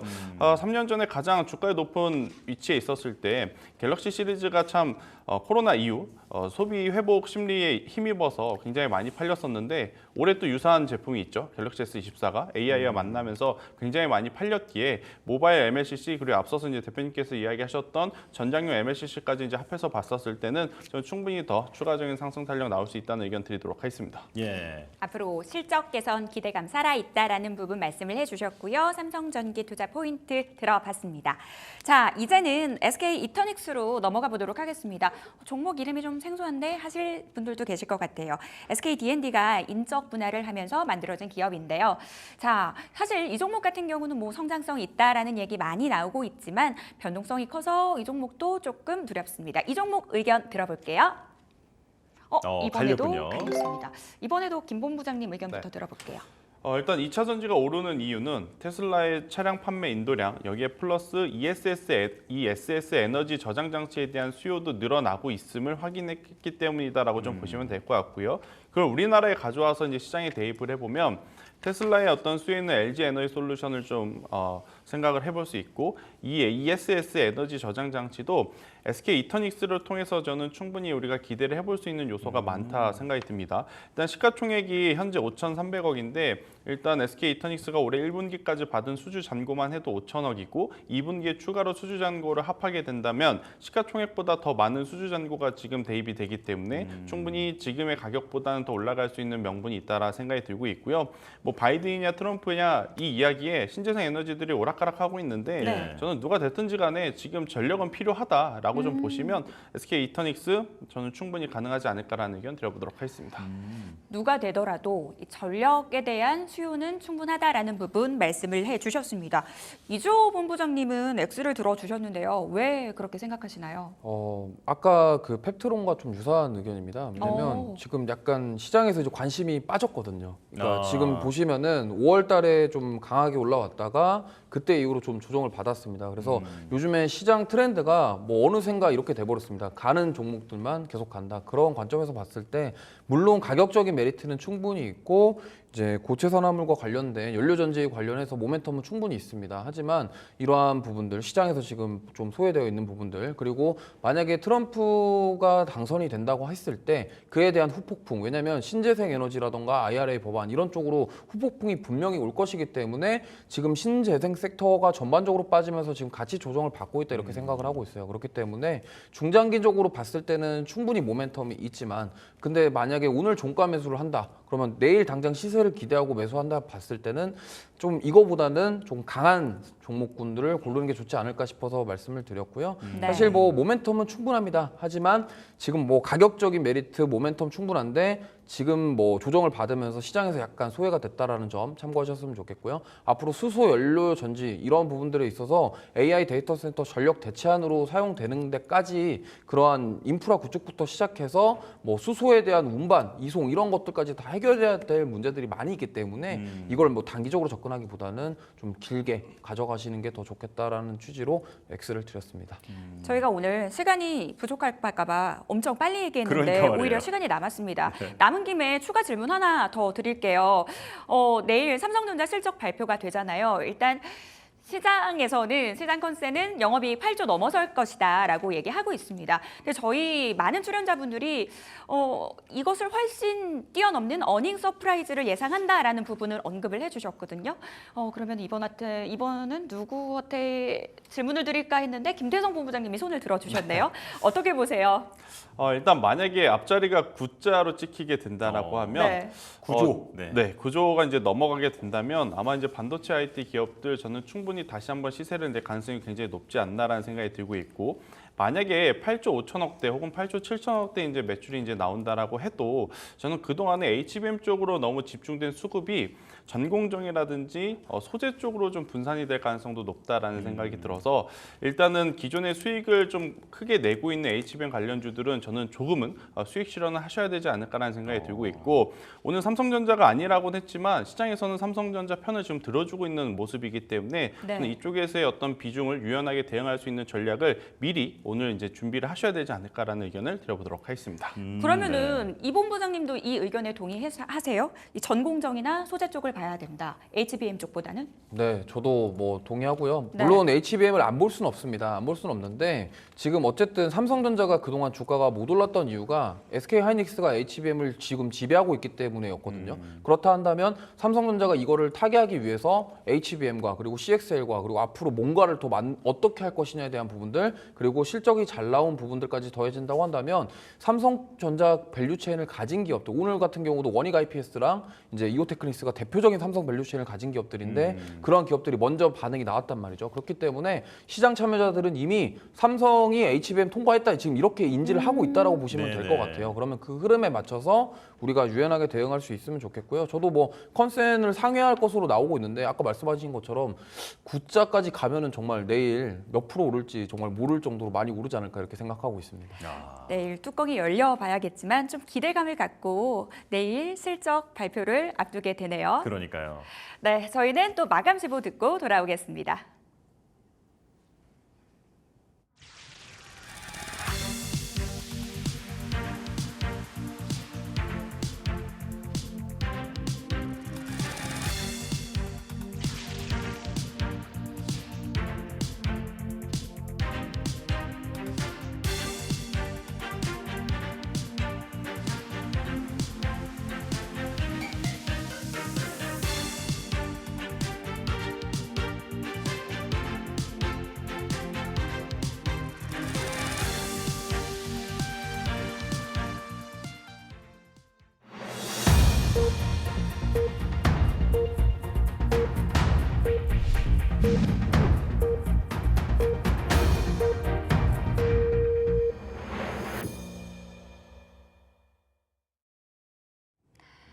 네, 목요일장 마감이 됐습니다. FOMC 의사록이 공개가 됐죠. 이 피벗에 대한 신중론이 제기가 됐는데 투자자들 고용 지표가 둔화된 점에 더 주목하면서 금리 인하에 대한 기대감을 키우는 상황입니다. 이와 함께 오늘 코스피, 코스닥 모두 상승하고 있고요. 이와 함께 원달러 환율도 어느 정도 진정된 분위기 포착되고 있습니다. 어제 1390원 선 위에서의 흐름이 나왔는데 오늘은 0.38% 밀립니다. 1380원 60전 수준에서 마감 예상되고 있습니다. 자, 그러면 거래소 쪽 분위기부터 우리가 점검을 해보도록 하겠습니다. 미국발 훈풍의 상승 출발한 코스피 지수입니다. 장 초반부터 연고점 돌파하면서 아주 강한 상승 탄력 보여줬는데요. 외국인과 기관의 쌍끌이 순매수 속에서 지수도 역시 탄력적인 흐름 이어갔습니다. 오늘 코스피 지수 1% 넘게 상승했습니다. 2,824선 수준에서 종가 형성했습니다. 자, 이어서 코스닥 시장으로 넘어가 보도록 하겠습니다. 코스닥 장 초반에 840선을 뚫어냈습니다. 하지만 이 개인만이 매수하는 상황에서 추가적인 상승 탄력 조금 제한적인 상황이었는데요. 개별 이슈에 따라서 좀 차별화 장세가 최근 들어서 이어지고 있습니다. 지수 자체는 상승하고 있지만 하락하는 종목의 개수가 더 많다라는 점 특징적인 부분이죠. 0.5% 올랐습니다. 840선 회복하면서 마감이 됐습니다. 시가총액 상위 종목들의 움직임 짚어보도록 하겠습니다. 자, 오늘 대장주 삼성전자 강세로 마감이 됐네요. 오늘 이슈가 상당히 많았는데요. 엔비디아의 HBM 콜 테스트를 통과했다라는 단독 보도가 나오면서 장 초반 급등이 나왔고 회사 측은 이를 부인을 했지만 그래도 투자자들은 거의 통과가 눈앞에 왔다라는 점에 주목을 하는 것 같습니다. 대장주 삼성전자 3%대 상승입니다. 84,600원에서 종가 형성했습니다. 이와 함께 뉴스에 묶여서 경쟁사인 SK하이닉스의 주가는 쉬어갑니다. 2.5%대 하락이고요. 23만 원 수준에서 종가 형성했습니다. 현대차는 오늘도 달립니다. 0.5%대 상승, 삼성바이오로직스는 0.86% 하락으로 마감이 됐습니다. 최근 트럼프가 당선이 개선이 되게 된다면 이 바이오시밀러 쪽에 수혜가 예상된다라는 부분 언급이 되면서 상승이 나오기도 했는데 하지만 시세의 연속성을 가져가지는 못했습니다. 기아차가 오늘 더 탄력적인 주가 흐름을 가져갑니다. 증권사의 TP 상향 리포트가 나왔고요. 이와 함께 투자 심리 개선이 됐습니다. 삼성물산 역시 최근 들어서 이 밸류업 수혜주로 부각이 되면서 KB금융과 함께 강한 상승세를 보이고 있는데요. 오늘 전반적으로 금융주가 시장 안에서 상당히 강한 모습 포착되고 있습니다. 신한지주가 2% 넘게 상승을 하고 있고요. 삼성 SDA와 LG화학 역시 강세를 보이고 있습니다. 간밤 뉴욕 증시에서 테슬라의 급등이 나왔죠. 2분기 인도량 공개 이후 급등하고 추가적인 상승이 나왔고 SDI가 2%대 상승, LG화학도 0.5% 강세로 마감이 됐습니다. 코스닥으로 넘어가 보도록 하겠습니다. 자, 어제 코스닥 지수를 강하게 끌어올렸던 주체 바로 HLB입니다. 오늘도 추가 상승이 나옵니다. 6.9% 상승으로 마감이 됐고요. 이 가운데 에코프로비엠은 1% 하락세 기록을 합니다. 다음 장으로 넘어가 보도록 하죠. 자, 계속해서 주가 흐름 확인합니다. 삼천당 제약 오늘은 보합권에서 마감이 됐고 클래시스가 가격 부담감에 2.5%대 하락률 기록했습니다. 자, 이 가운데 오늘 휴젤도 주가 상승 탄력 강하게 이어지고 있습니다. 미국 시장 진출 관련 뉴스가 나왔는데 1%대 상승률 기록을 했고요. 실리콘투는 2%대 하락으로 마감이 됐습니다. 자, 이렇게 해서 시장 동향들 짚어봤습니다. 내일의 전략 세워보도록 할게요. 이번에도 김태성 본부장님께 질문 드릴게요. 내일 전략 어떻게 가져가는 게 좋을까요? 네, 일단 뭐 삼성전자 이 잠정 실적 발표 이후의 수급 흐름이 저는 가장 중요하다는 생각이 듭니다.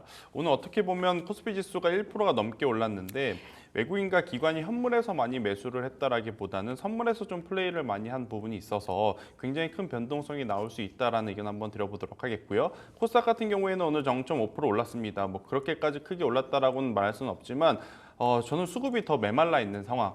지금 뭐 외국인도 그렇고 기관도 그렇고 코스닥은 거의 거래가 지금 이루어지지 않았던 이제 오늘이다라고 좀 말씀드릴 수 있을 것 같아서요. 결국엔 키는 삼성전자의 잠정 실적 발표 이후에 외국인들이 현물에서 계속 반도체 IT를 밀어줄 거냐 아니면 그 수급이 다른 섹터로 굉장히 빠르게 순환이 될 거냐 이 부분에 저는 달려있다는 생각이 들어서요. 뭐 지금부터 고민하지 마시고요. 실적 발표 숫자 보고 나서 외국인을 좀 따라서 우리가 움직인다라고 하면 굉장히 또 좋은 성과를 낼 수 있다라는 의견 드리도록 하겠습니다. 네. 자, 그럼 이주호 본부장님의 의견도 들어보겠습니다. 요즘 시장 정말 대처하기가 어려운데 내일 어떻게 해야 할까요?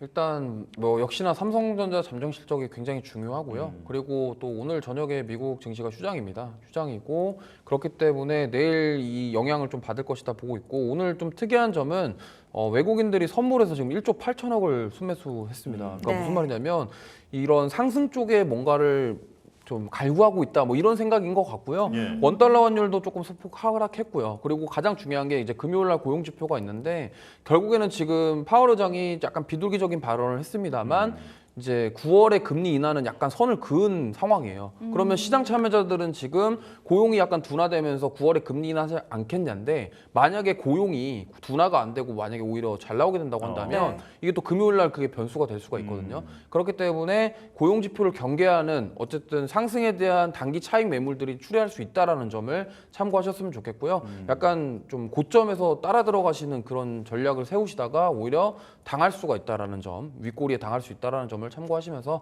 대응해 보시면 좋을 것 같습니다. 네, 알겠습니다. 자, 저는 사실 그 라스트 빅딜 때 좀 여쭤볼까 하다가 이제 네. 시간이 좀 애매해서 못 여쭤봤던 게 있는데 HLB입니다. 지금 HLB가 오늘도 이제 너무 잘 가고 또 HLB 네, 제약까지도 이제 계속해서 상승 탄력을 받고 있는데 이거 지금 보유하고 계신 분들은 고민이 좀 많을 것 같거든요. 두 분께 좀 더 여쭤보고 싶어요. 먼저 김태성 본부장님은 어떻게 보십니까? 그러니까 이제 이게 기술의 문제가 있느냐 아니면 이제 미국과 어떤 중국의 불편한 사이 때문에 이런 일이 벌어진 거냐 좀 고민을 해보면 네. 기술에서는 경쟁사 대비 굉장히 좋은 성과를 냈기 때문에 저는 기술적에 대한 문제는 없다라고 판단을 하고 있고 그러면 이제 미국과 중국의 갈등이 여기서 조금은 잠잠해져야 되는데 예. 문제는 지금 바이든이 됐든 트럼프가 됐든 누가 됐든 더하면 더했지 덜하지 않을 가능성이 저는 높다라는 생각이 들어서 일단 가지고 계신 분들은 기술력을 믿고 더 가져가시는 게 맞겠지만 오히려 이제 하락하셨을 때 조금은 낮은 가격에 사셔서 지금 수익을 보고 계신 분들이 있다라고 하면 네. 저는 일단은 유연하게 일부는 꼭 수익을 확정을 하고 더 지켜보시는 게 맞지 않을까라는 의견. 사실 이제 제약바이오는 가지고 있는 기술을 가지고만 이제 판단을 해야 되나, HLB 같은 경우에는 지금 중간에 이 중국 기업이 껴있기 때문에 참 기술로만 좀 판단하기에는 굉장히 어려운. 그래서 이제 보유하고 있는 가격대에 따라서 다르게 좀 전략을 제가 제시드려 보도록 하겠습니다. 만약에 종가 매수 여쭤봤으면 어떠셨을 것 같아요? 오늘은 안 하겠습니다. 오늘은 안 하신다. 자, 그럼 이주호 본부장님은 어떻게 생각하시는지 HLB요.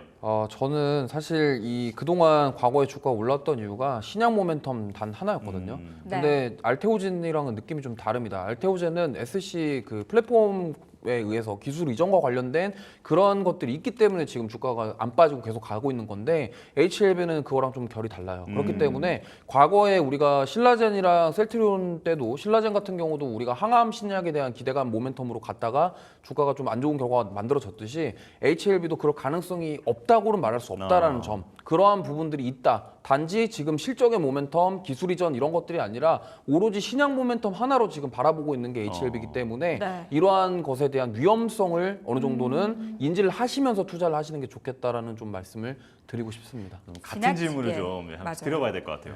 만약에 종가 매수였으면 의견 어떻게 생각하십니까? 저도 X입니다. 두 분 다 X요. 네. 네, 알겠습니다. 지나치게 꿈만 먹고 주가가 올랐다라는 부분 또 강조를 해주셨습니다. 자, 딜세이드 마감 노트 어느덧 마칠 시간입니다. 조진영 앵커 내일 못 나온다면서요? 맞아요. 제가 내일 발목이 조금 아파서 네. 예, 치료를 받느라고 내일 하루만 좀 쉬어가겠습니다. 네, 또 저희 월요일 날 돌아올 거죠? 그렇죠. 예, 월요일에 다리긴 한데 그래도 서 있을 수 있습니다. 걱정하지 마시고요. 월요일에 또 밝은 모습으로 인사드리겠습니다. 저는. 네, 오늘 저희가 준비한 내용은 여기까지입니다. 시청해주신 여러분 고맙습니다. 고맙습니다.